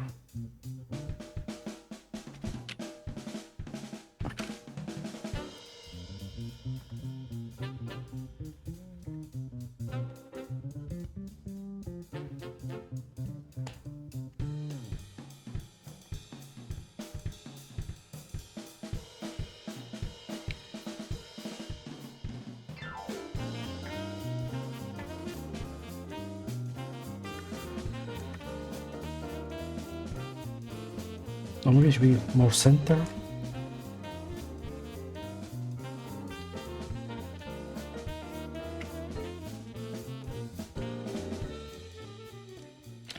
Yeah, like this.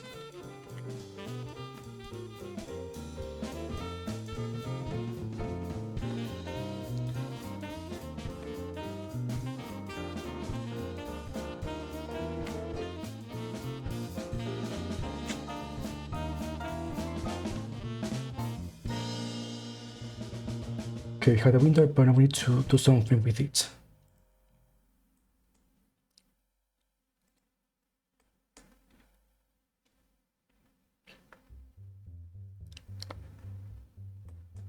Let's see, how is this done here?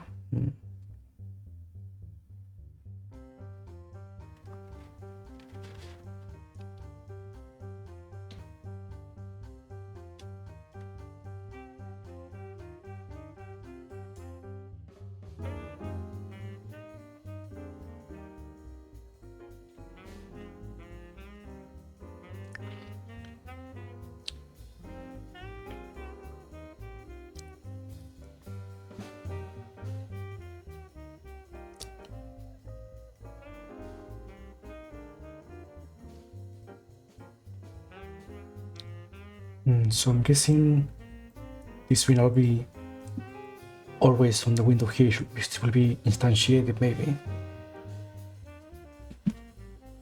So it doesn't capture any input by accident.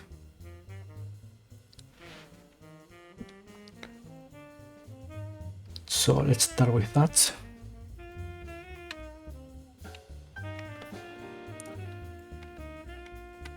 So we see the window here as a reference. And for now, let's just try showing it on screen.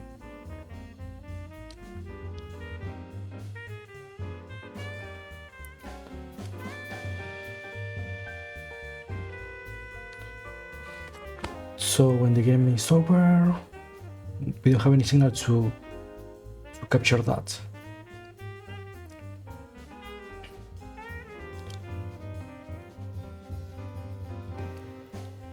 Right here. So we never use a signal, which means we have to connect it.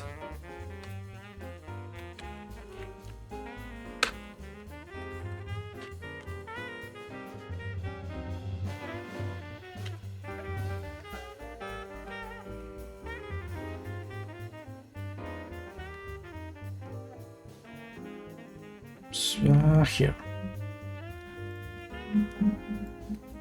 Okay, so we don't make particles anymore, so we will delete that function. We don't really need it. Neither the signal here.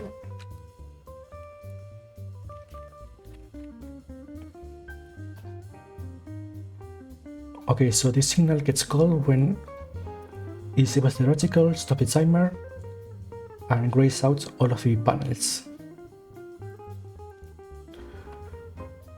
Once all of that is over,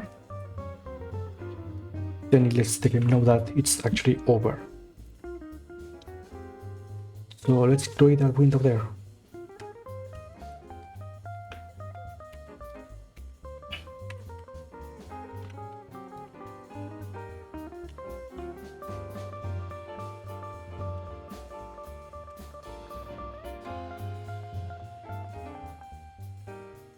Now we need to set its position somewhere.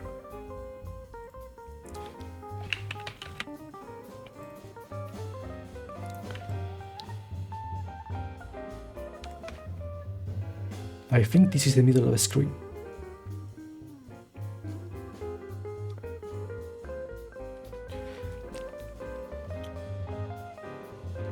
Okay, even though it's at the front of everything, it will still get affected by the shader, so that's good. In that case, let's save the position.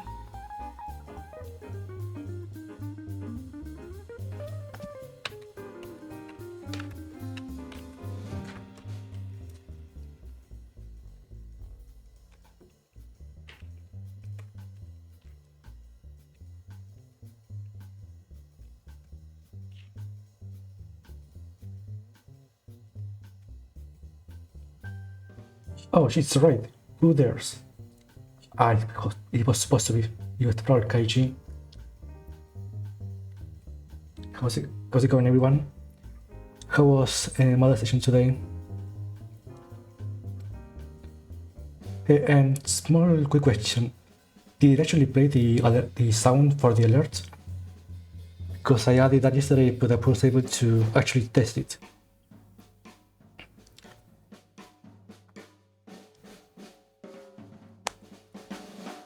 Before I forget, I will try doing this again. The shadow thing. There we go. Thank you guys and everyone for joining the stream. Hope you had a good fun today with Mother. Did you make any progress on the game this time?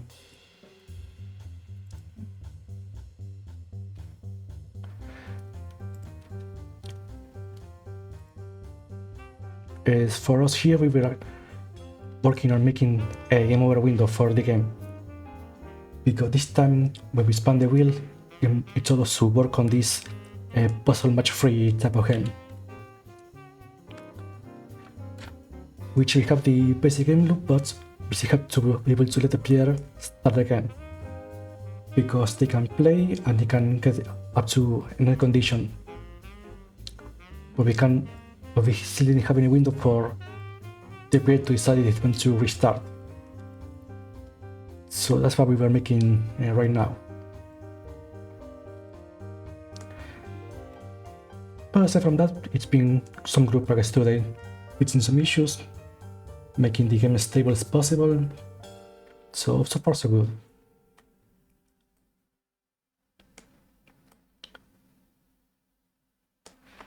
Nah, it just takes time. To be able to do this, I had to go through a several years journey of learning the engine. But yeah, it's no magic or anything like that. It's just learning the tools.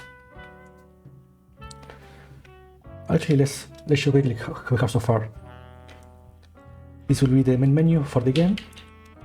It emulates these all DOS type of programs. So we will select the mode. So far we have just the basic endless mode. So when you go there, it will play this small cutscene. Then select like your PC got infected, because the thing of the game is that the panels you're clearing are actually virus that you have to clean from your PC. Which is represented here by the windows here.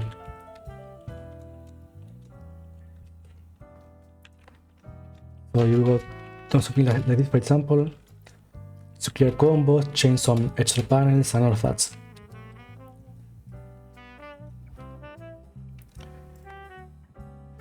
Yeah, since there weren't that many games back then, or at least lately, that used this gameplay, I was thinking of trying to make my own. But it was a couple of years ago when I made it on the old version of this game engine. So I took the chance to add it to the wheel so that I could go back to it, because I had to do some migration work to make it stable for the new version of the engine. Yeah, but that's exactly the type of game that I'm making here. And actually, this whole game was already made back then. I just had to adapt it to the new version of the engine. It took some heavy work to do, lifting to do. But since now it's stable, I can focus on actually finishing the whole list of features so that I can upload it to let other people play it.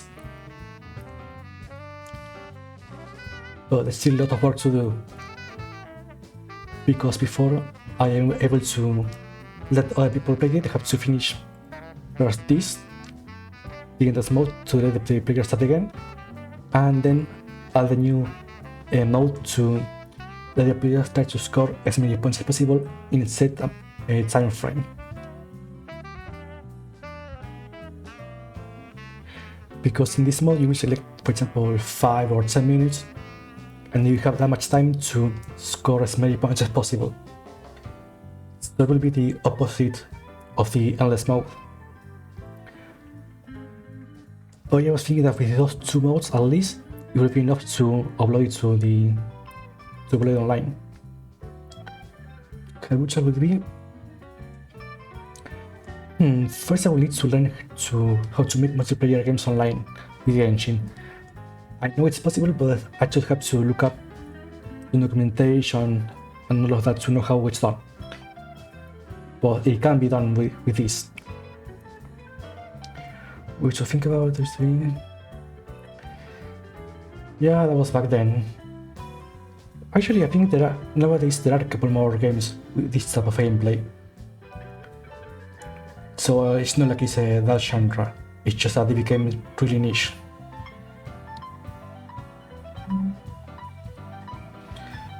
Maybe plus skin boy. Yeah.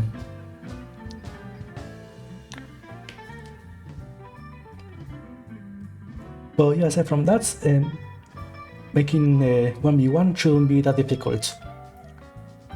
Because when you clear the panels, you will send some kind of obstacles to the other grid. So it's affecting the others directly. It should be sending in some sort of queue. So in that aspect, it shouldn't be really hard to make a multiplayer. It's just that for now, it's not my immediate goals. Because I mean, I don't even have a basic endless mode working. So before I focus on that, first I would like to have this stable enough to have it public available for everyone. But yeah, don't worry, guys. Multiplayer, it's maybe in the works, in the plans. I mean, thank you for the follow, Radian.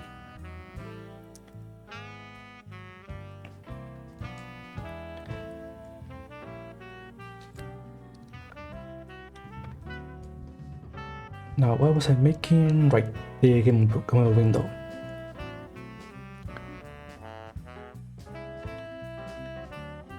We should look at multiplayer. Yeah, I mean, that could be easier to make than online, I guess. But there's a problem of having another person to play with in the same place.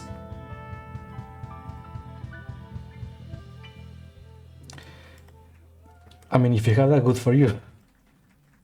Which means, because that means there's a market for that.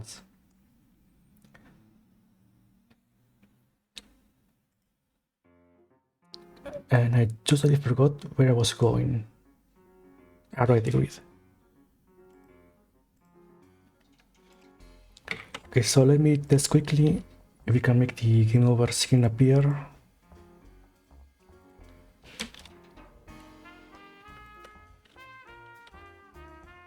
Okay, let's push it a bit higher. There we go, there's the game over. And the reticle is still showing up. This shouldn't happen.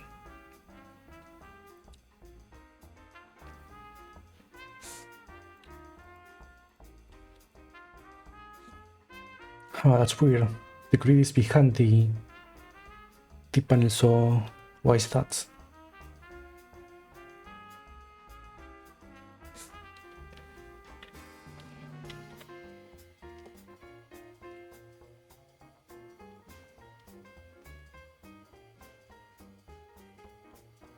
Okay, so if everything's working correctly, the game window should be now here at the bottom.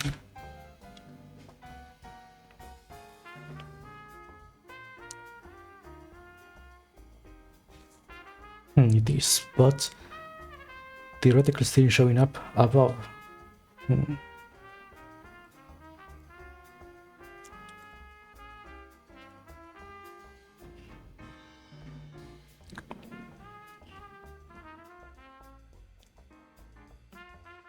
Okay, so the grid is here, reticle is still visible, huh?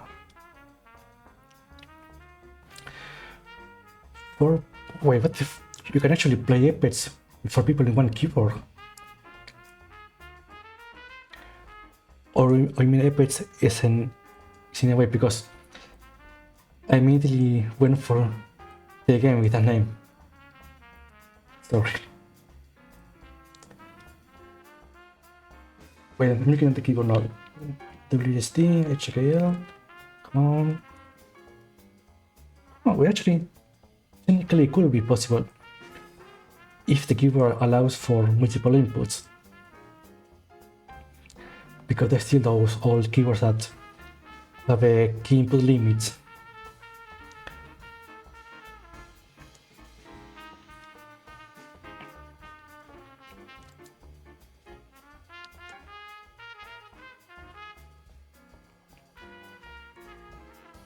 Okay, so here when we disable the reticle, they should be invisible.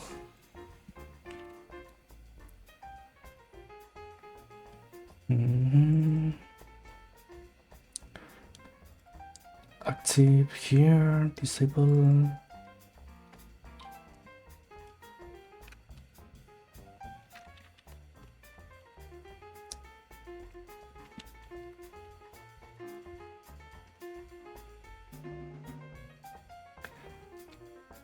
Yeah, just that should be enough of a fix. So we try again. Okay, it appears and the window shows up again. Now before making some animations for the window, I would like to add the actual functionality to this. Luckily this should be easy. All we need to do is check which option gets selected, which will either reload the scene to start the game again or go back to the status screen.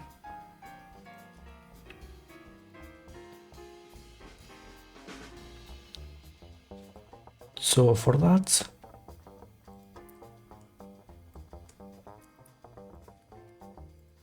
let's make a function to open it. Actually, when it gets added, we hide it. Then here later on, we will make the whole animation thing.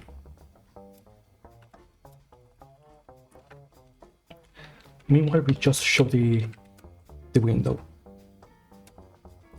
And then we'll focus on the options.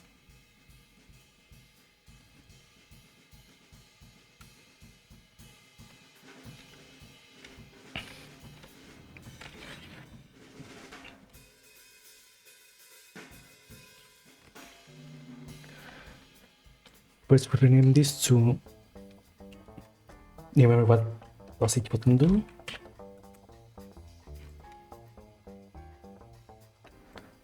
And instead here's reference to easy access.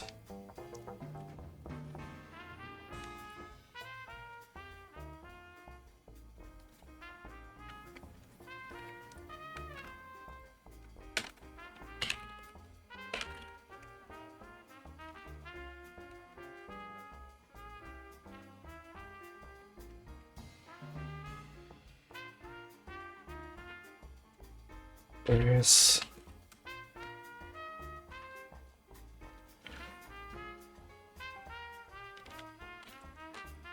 rapid make signal, and then here we call the obsolete signal, and we will pass what?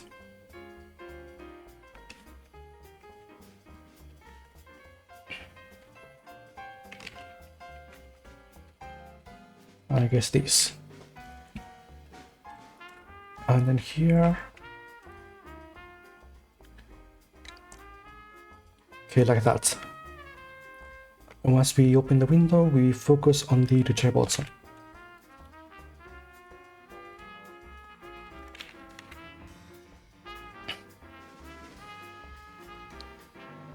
And then over here, we have a child, and then we open the window.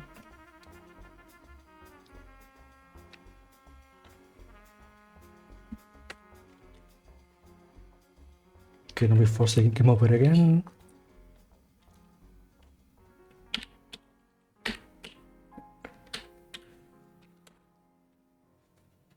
Alright, he does that.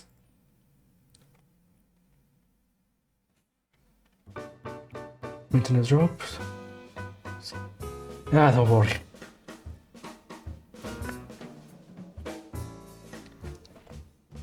Actually, I'm quite lucky that my internet didn't drop yet. So hopefully it doesn't happen today. Ah, don't worry, I was just wondering about the logistics of actually having 4 people playing on the same keyboard. Because first you will need a keyboard that can support that many inputs at the same time. Because as far as I remember, the regular memory keyboards have a limit for how many inputs you have at the same time.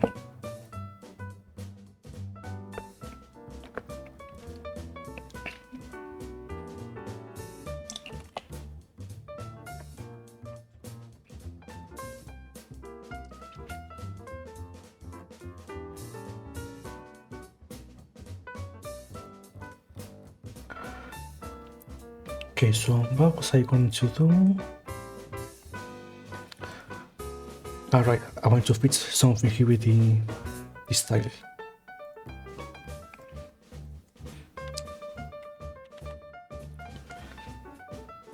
Yep, you know it.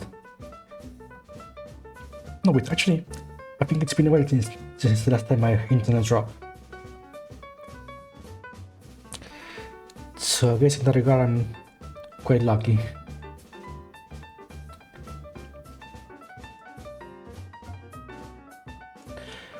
Because there was a time earlier this year that I would have at least one issue with the internet daily for a couple of weeks.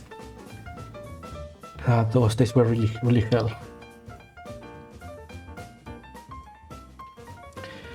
I'm not sure how ancient I am. Quite a bit actually. In fact, this Monday I'll be even more ancient. By one year. So yeah, if you want to celebrate me being even older, you can come back this Monday. Usually robot, then it goes down. Yeah. Especially when pretty much everything you do nowadays relies on having a stable internet connection, then it becomes a big problem. Thank you for the message check. Just reminding me that I still have to work on that thing I'm making for Monday for the stream. Because on this side I've been making a new version of my app for the overlays. Because what I made, I think it was 2 years ago, it's this app, which controls the animations that I show on stream. And since last year I've been making a new version that has 22 animations, better windows and all of that. So I was hoping to have it ready by Monday. Enjoy the recycle coop. I think I still have the assets from last year. Let me search. Oh no, I must deleted them. Too bad.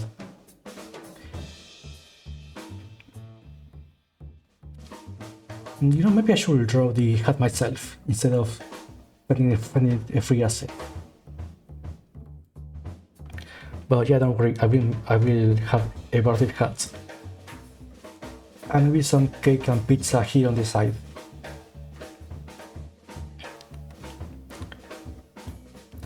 Nah, that's not my area of expertise. And neither is Mario Paint because that's your territory and I would want to steal it.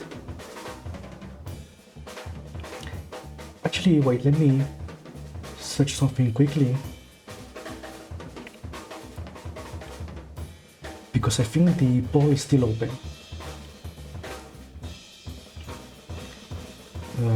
Let's see where did I make it. Yeah, here is still time. We can still decide what am I doing on Monday for that stream.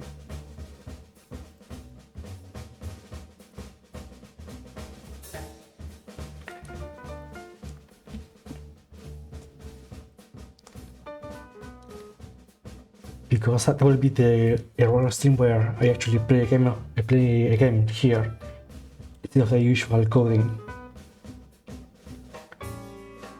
Now last year I started DMC5, so I will be either continuing that or having a Metal playthrough, but on the hardest difficulty. In both cases, it will be a test to see if my motor skills and reflexes are still up to par with my age. So we'll see if I still have it. But yeah, the critics of the game should be a fun night. There is still no set schedule for that because it will depend on what I will do that day earlier. But it will definitely be a late night stream. So I will say around this hour, but maybe 2 or 3 hours later than right now. That's on Monday.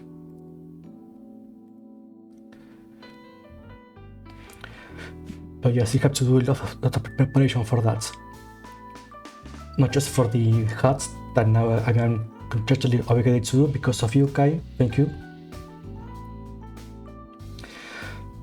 But I still have to finish that overlay up because I still have to make a lot more animations for that.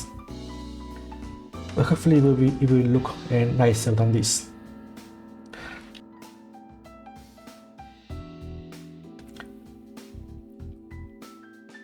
Alright, you do compose music.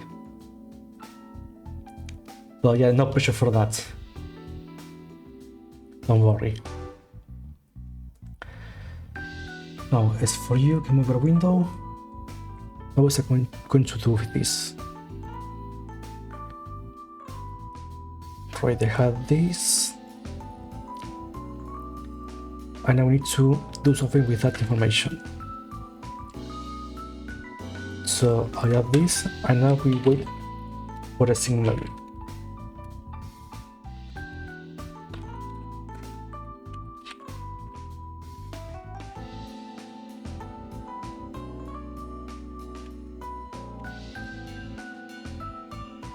So we just retry when we reload the currency.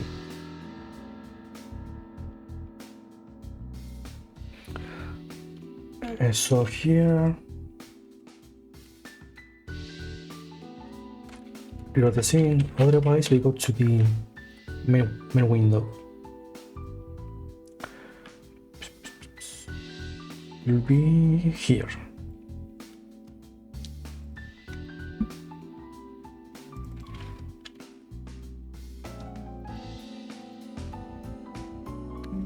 Copy the file name. Actually, able to just drop it here. Yep. Gotta run off. No, thank you. Don't worry, thank you very much for stopping by, Kai. See you next time.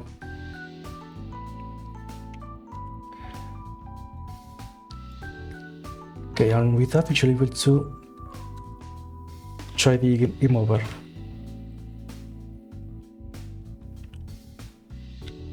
Okay, I can move around, and if I press this,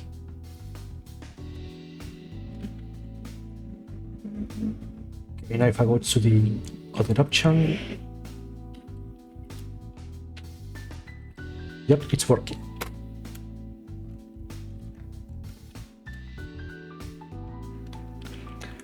Okay, so in this actual state, we can actually go to the main window, start the game, reach a point where the game ends, and then try again.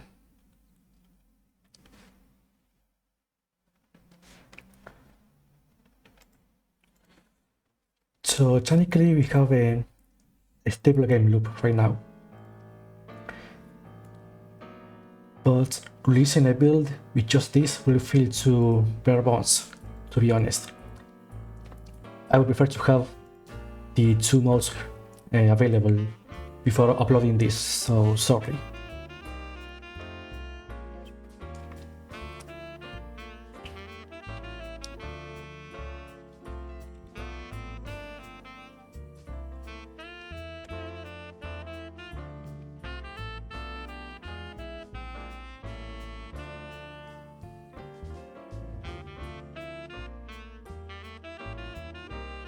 Okay, so the camera window, it's working. Now we need to give it some neat animation. Vertical rocks. Well, that's quite a bit of a task to make in one day, wouldn't you say?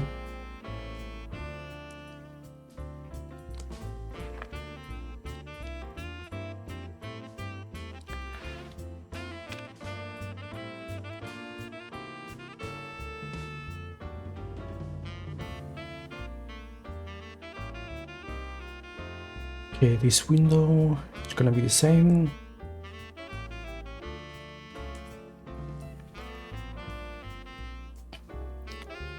And I think the size here, yeah.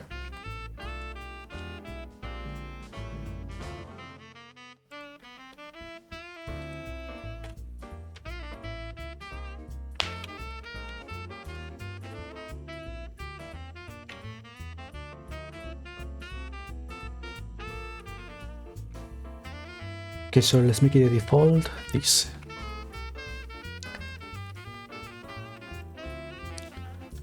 And same with these labels, we will hide them.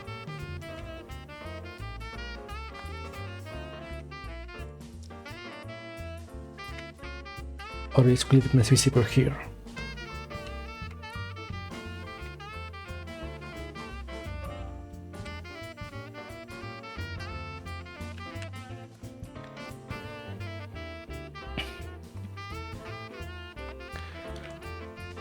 Okay, and when it's off, this will be hidden.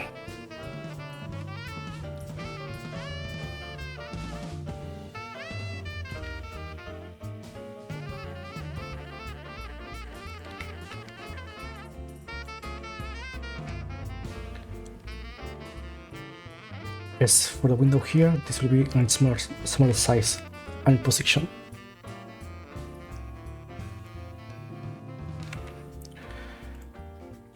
Okay, well, init you can be here and off. There we go.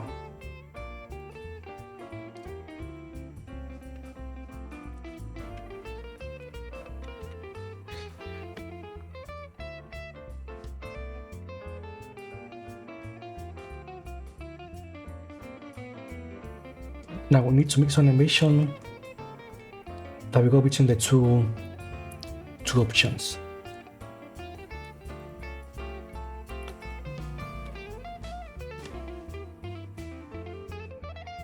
So we call this open. Actually, this will be the final values.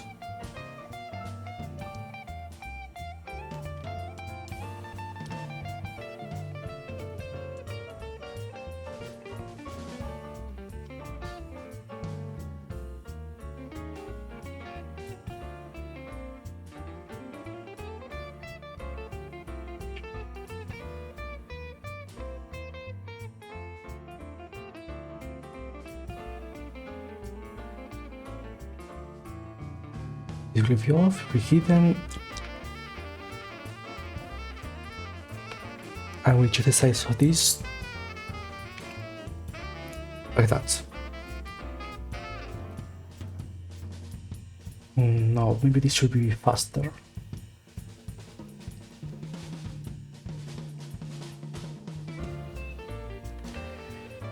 Yeah, maybe like that.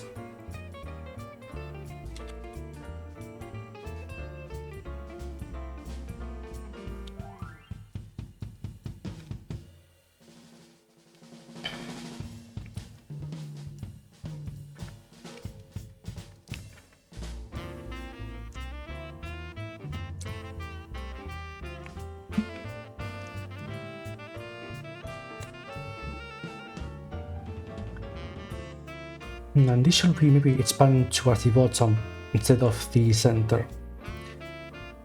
Now that I think about it. Because so does the other windows.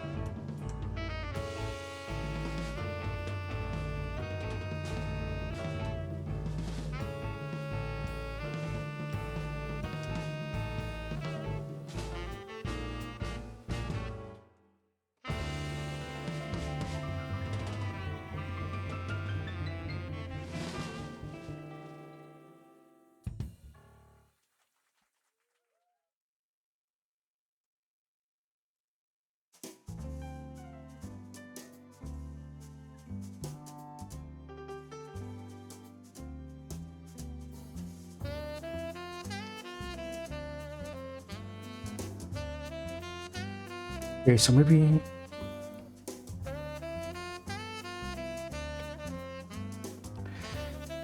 the position should be at the top then.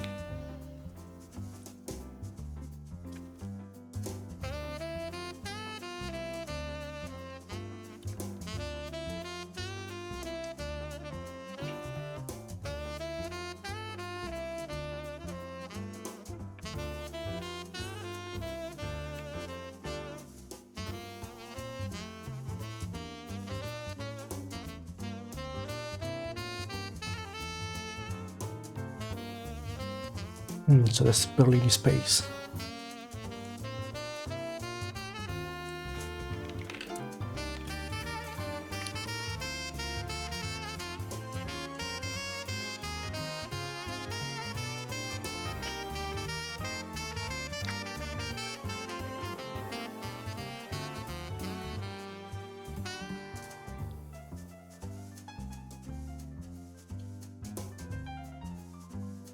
Okay, so first let's expand it horizontally and then vertically.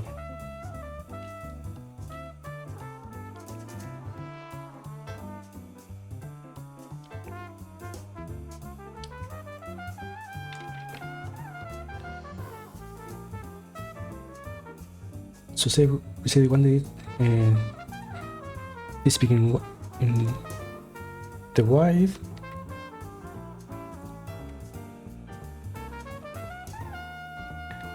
and then vertically it was this. No, it was much smaller. Maybe like that.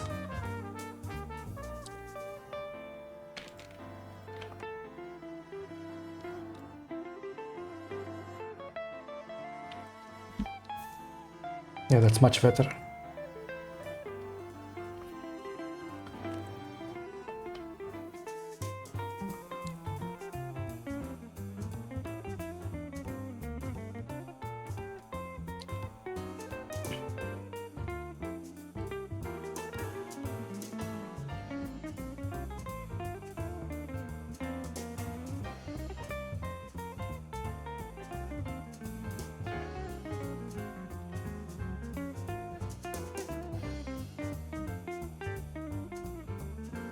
Okay, so all that's left is to build animation.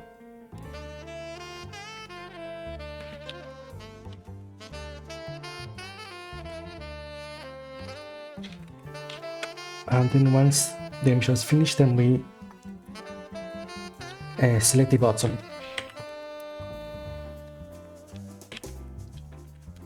Finish the animation and then grab the focus. Let's try this out.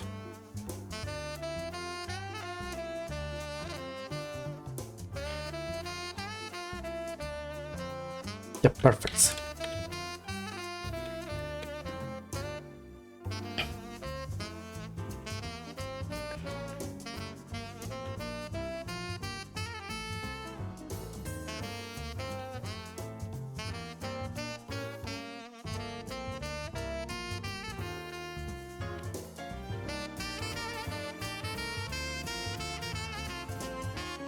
Maybe we could do some in-between animations for this, but for now this will be fine.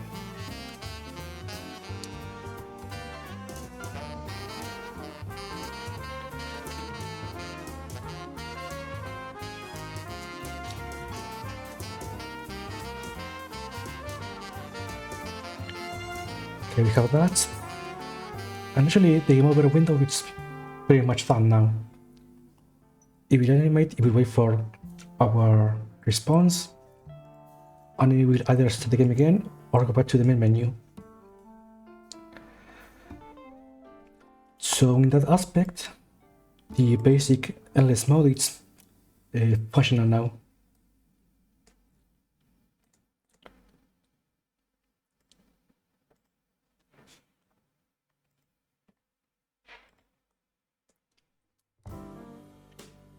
Okay, so I guess next, I was seeing something on the video from that real from the view that I had the fonts different for the combo and player information. So we'll try fixing that. Because since technically this is another GUI different than the main menu, it should use different fonts. So this free we use different, so the same font that we use for the game over, which will be the one that's meant to be used. So we'll open the player window, the combo window, and where is it?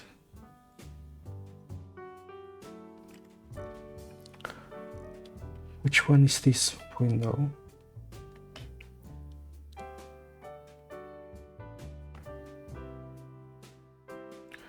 It's not here. It's not this one. This one, countdown. Okay.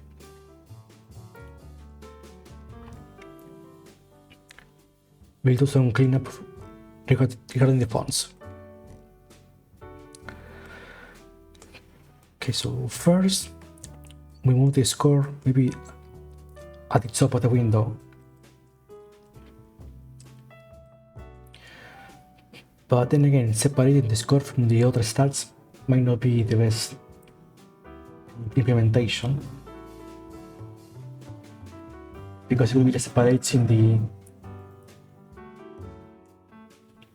the types of data that we show in the player.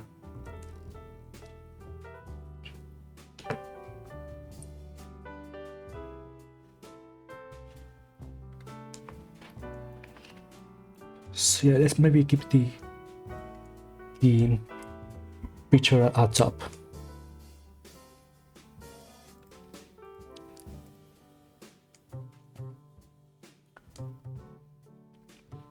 Now right, have this in its own container.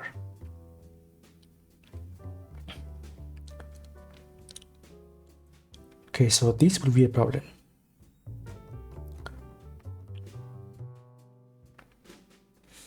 Maybe we should put them all in zone at the same level, like this.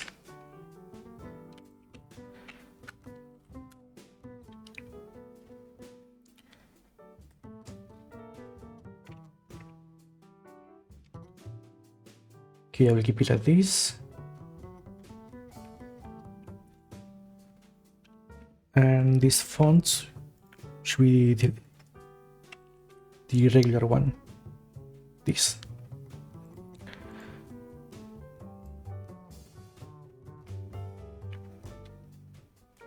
No, maybe it's the bold one. No, it's this.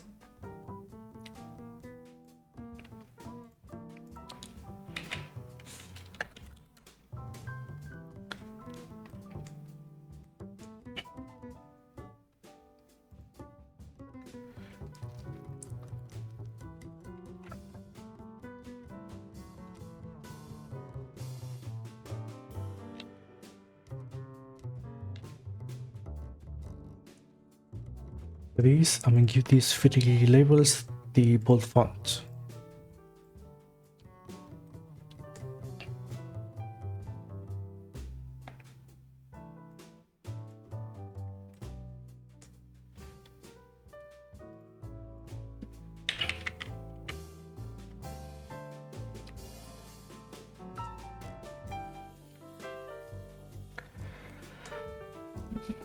Yeah, this should be okay.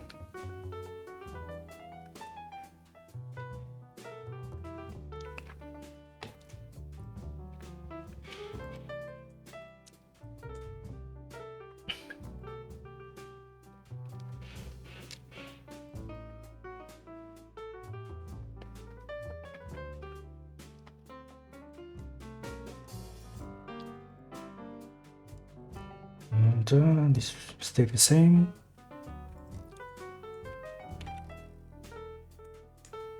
Okay, hopefully this will improve the readability of the UI.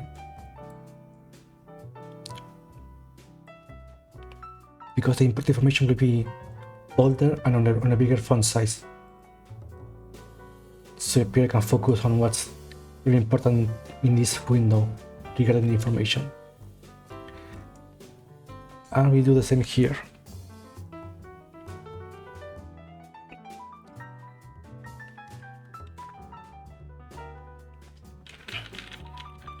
So we'll put all of this in another vertical box.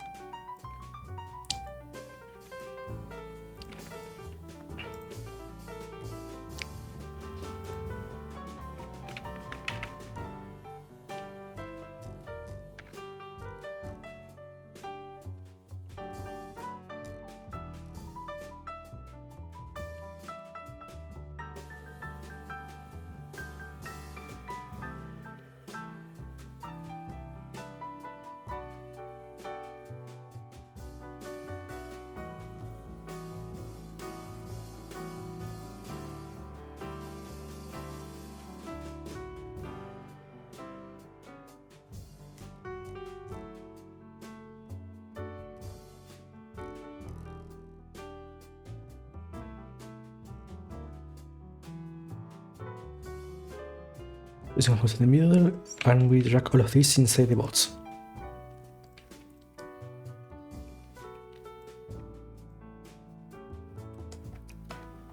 Perfect, like that.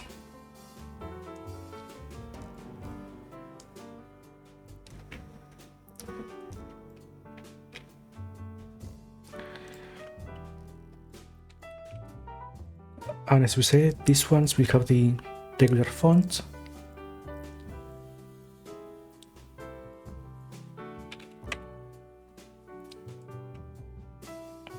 While the ones that have the value will have the bold font.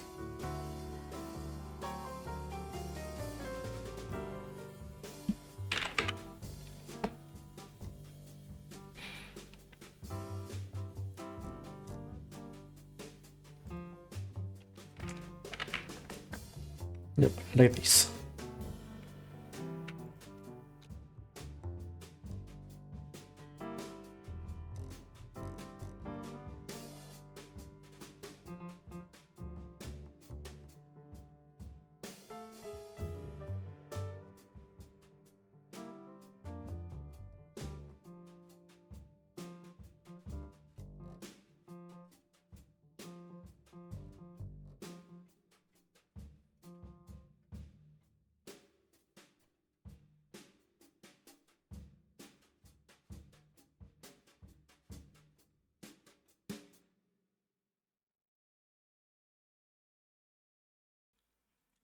Sorry, I had to sneeze.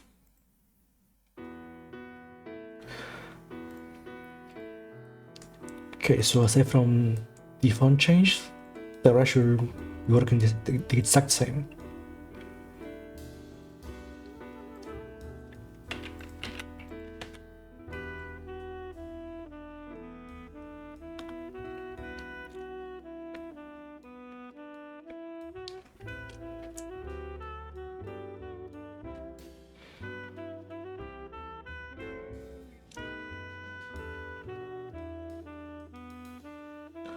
So, yep. No, thank you for the follow, MacLeod.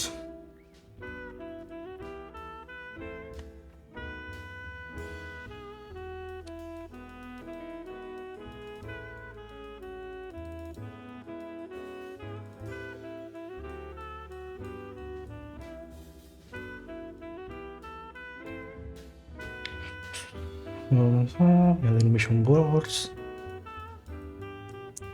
Yeah, this should be all for changes to this window. And last one is this one. In both cases we use the bold font.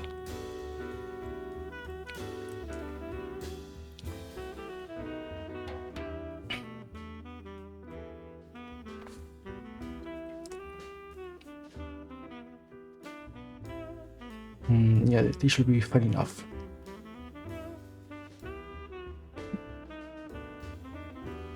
As for this, we'll give it a bigger size.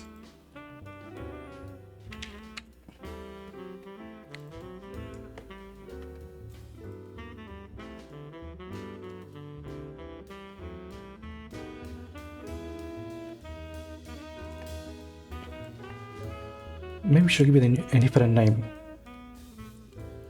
Something like begin task or something like that.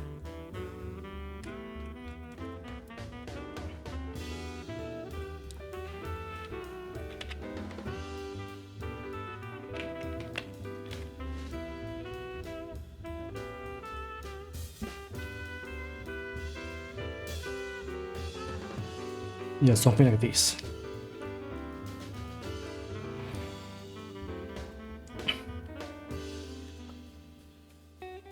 Okay, let's see how it looks.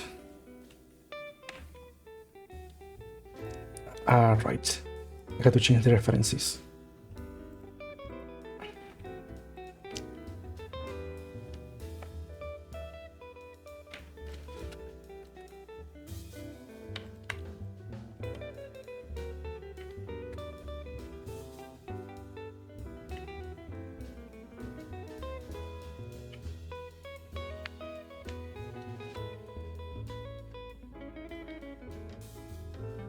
Okay, and so have it there.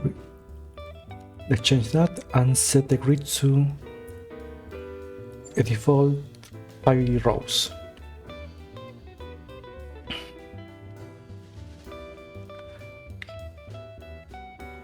Also, instead of waiting for our input to start animation,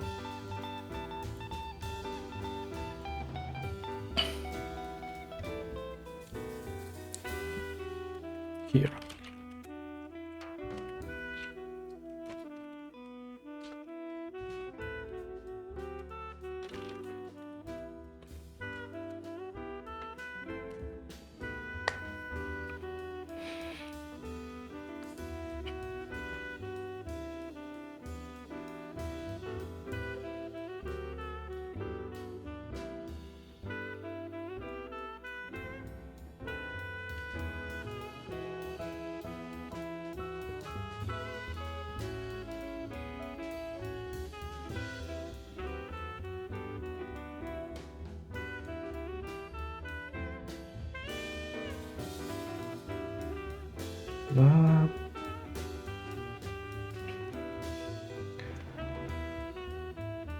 Try we move all of this to its own function.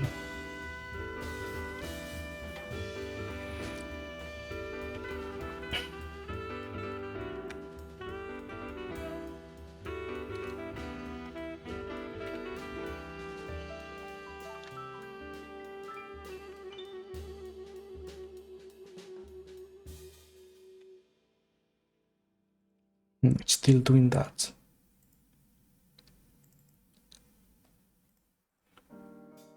Okay, so you probably need to remove that input.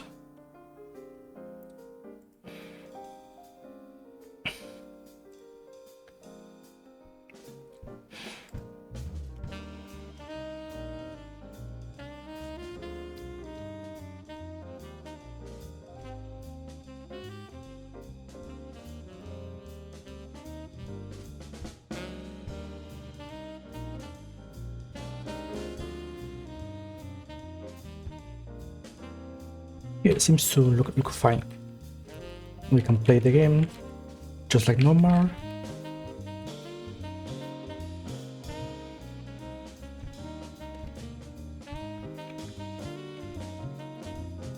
Actually, maybe I should upload a version with just this mode for testing purposes,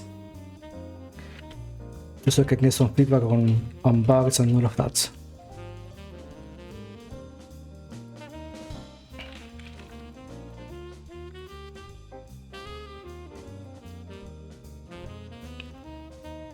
The software like from that window.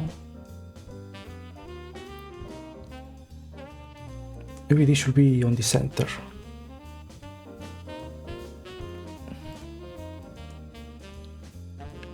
Like this.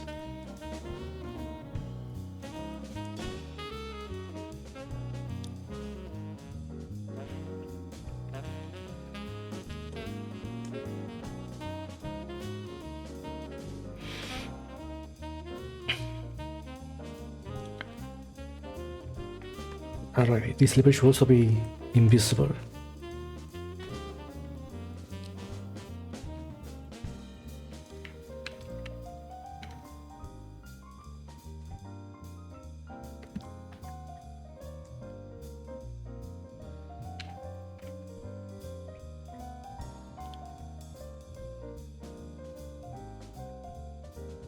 And this, that's where it should be hidden too.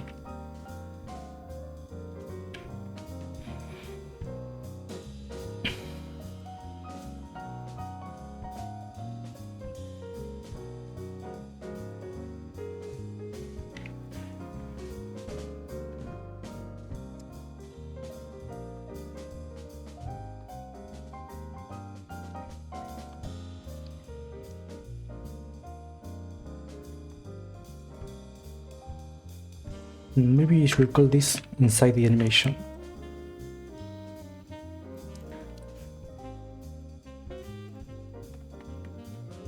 So if I do it here,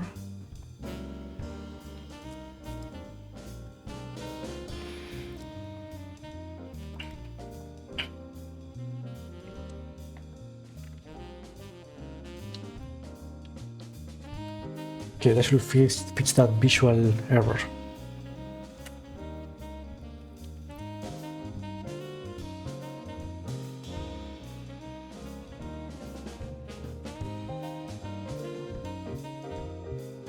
Yep, that looks much better.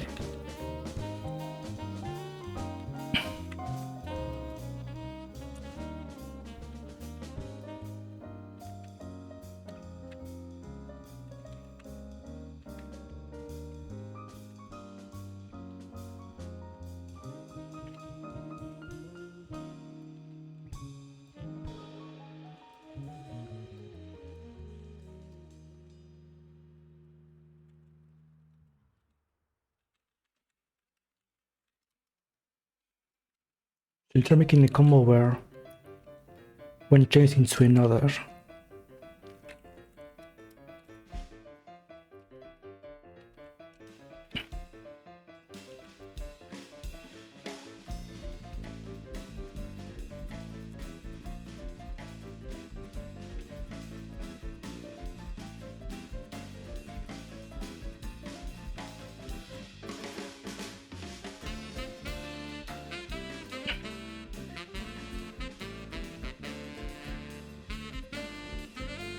But it's weird to do that.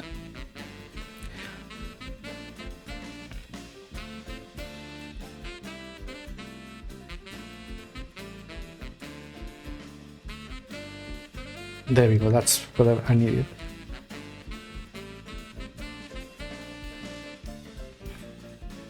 But the way I calculated that combo didn't really convince me.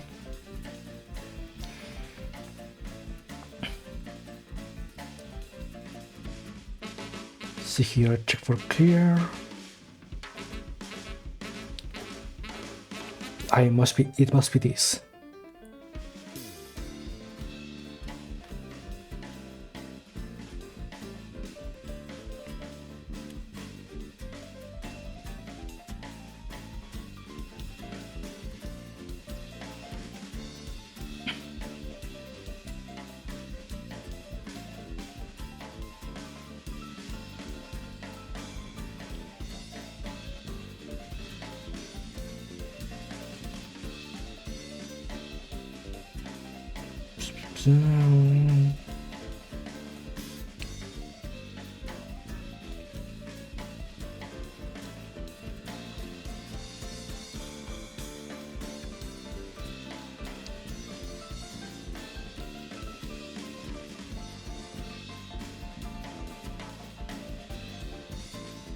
And where are we using that signal here?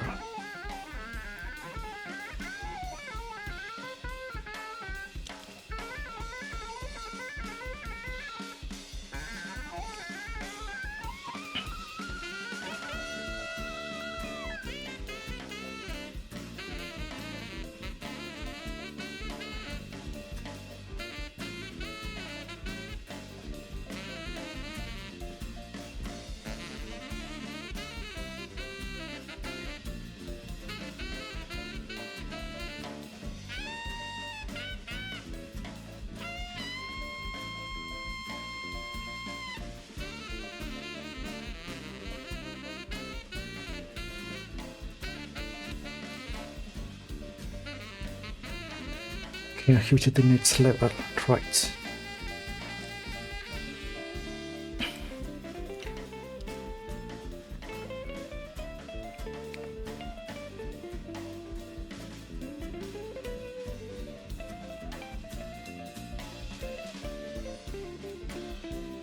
Go up until combo is null.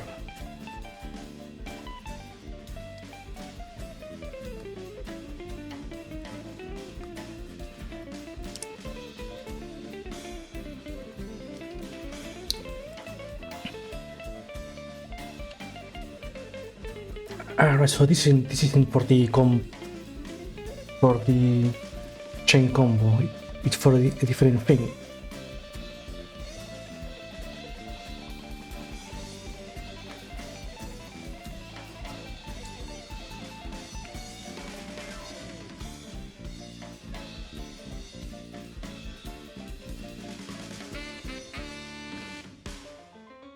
Which means I should use another name for this.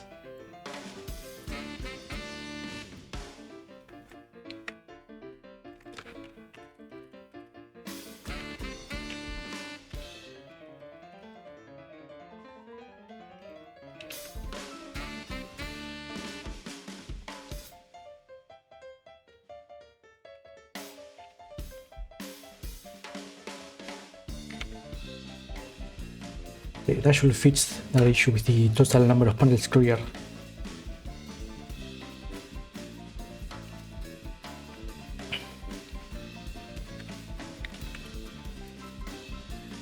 Okay, there's 4. This should give us 3, yep. Then I should try making the chain to see if it will update that value too.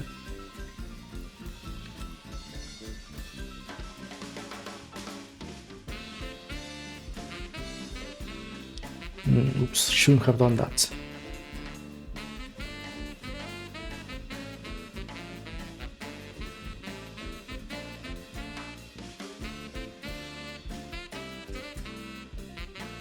Ah, there we go. Now that's working.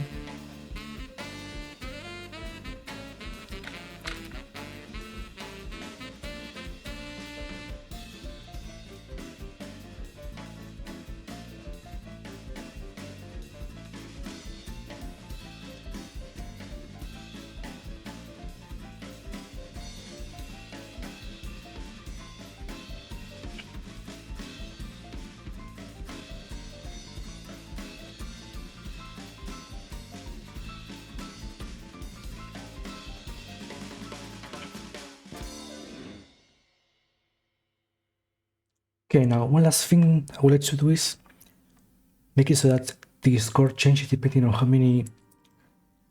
big is the chain you make. So let's see where am I doing this, because aside from that, I think we have a very stable and functional endless mode. I will have to enable the sound again, add some sound effects, but aside from that, it should be playable.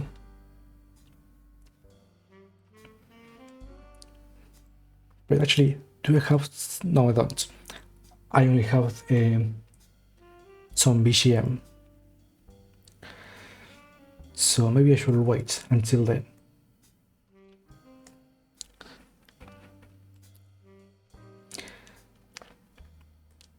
Actually, yeah, maybe it will be best if I wait until I make the time attack, add those sounds, and then upload a build to test. Because otherwise, only having the default endless mode will be too simple, and I don't like that. I would rather have more content than just that, just one mode.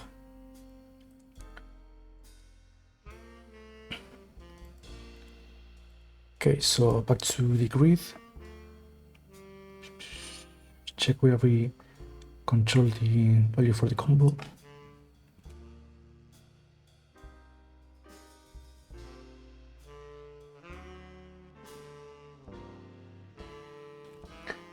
And it should be here.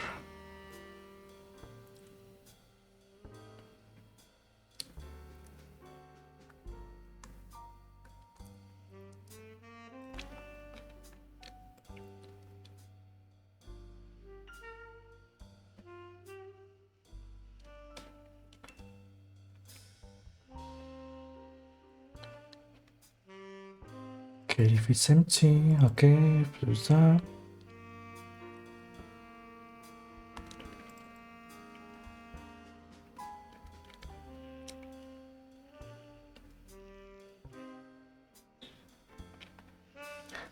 We're already updating the score depending on the chain and the current level.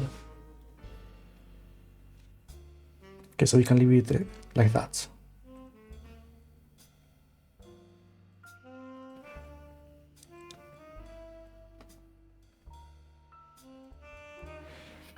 So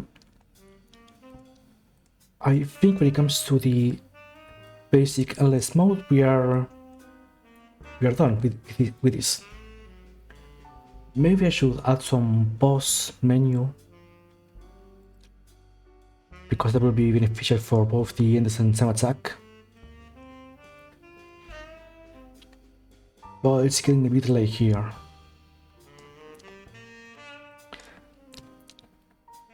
So I think we will just leave it like this for today. We actually did quite a lot. I will say we have the functional mode, we have the loop closed, we have the stable enough again with the visuals. Actually I want to check something with the speed, to see if it's getting set correctly. Let's see, where do I set that?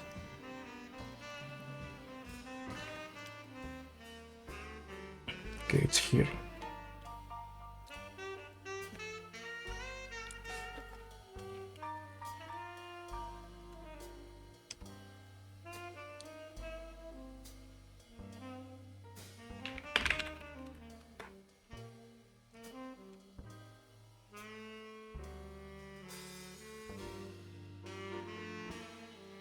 All timeouts here.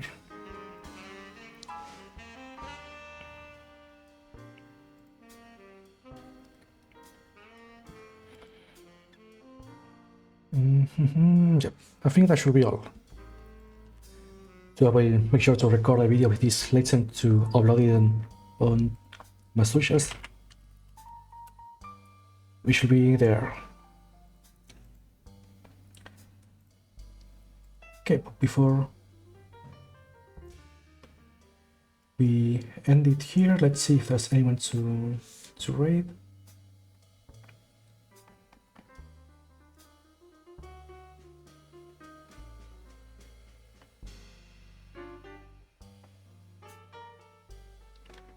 And let's see.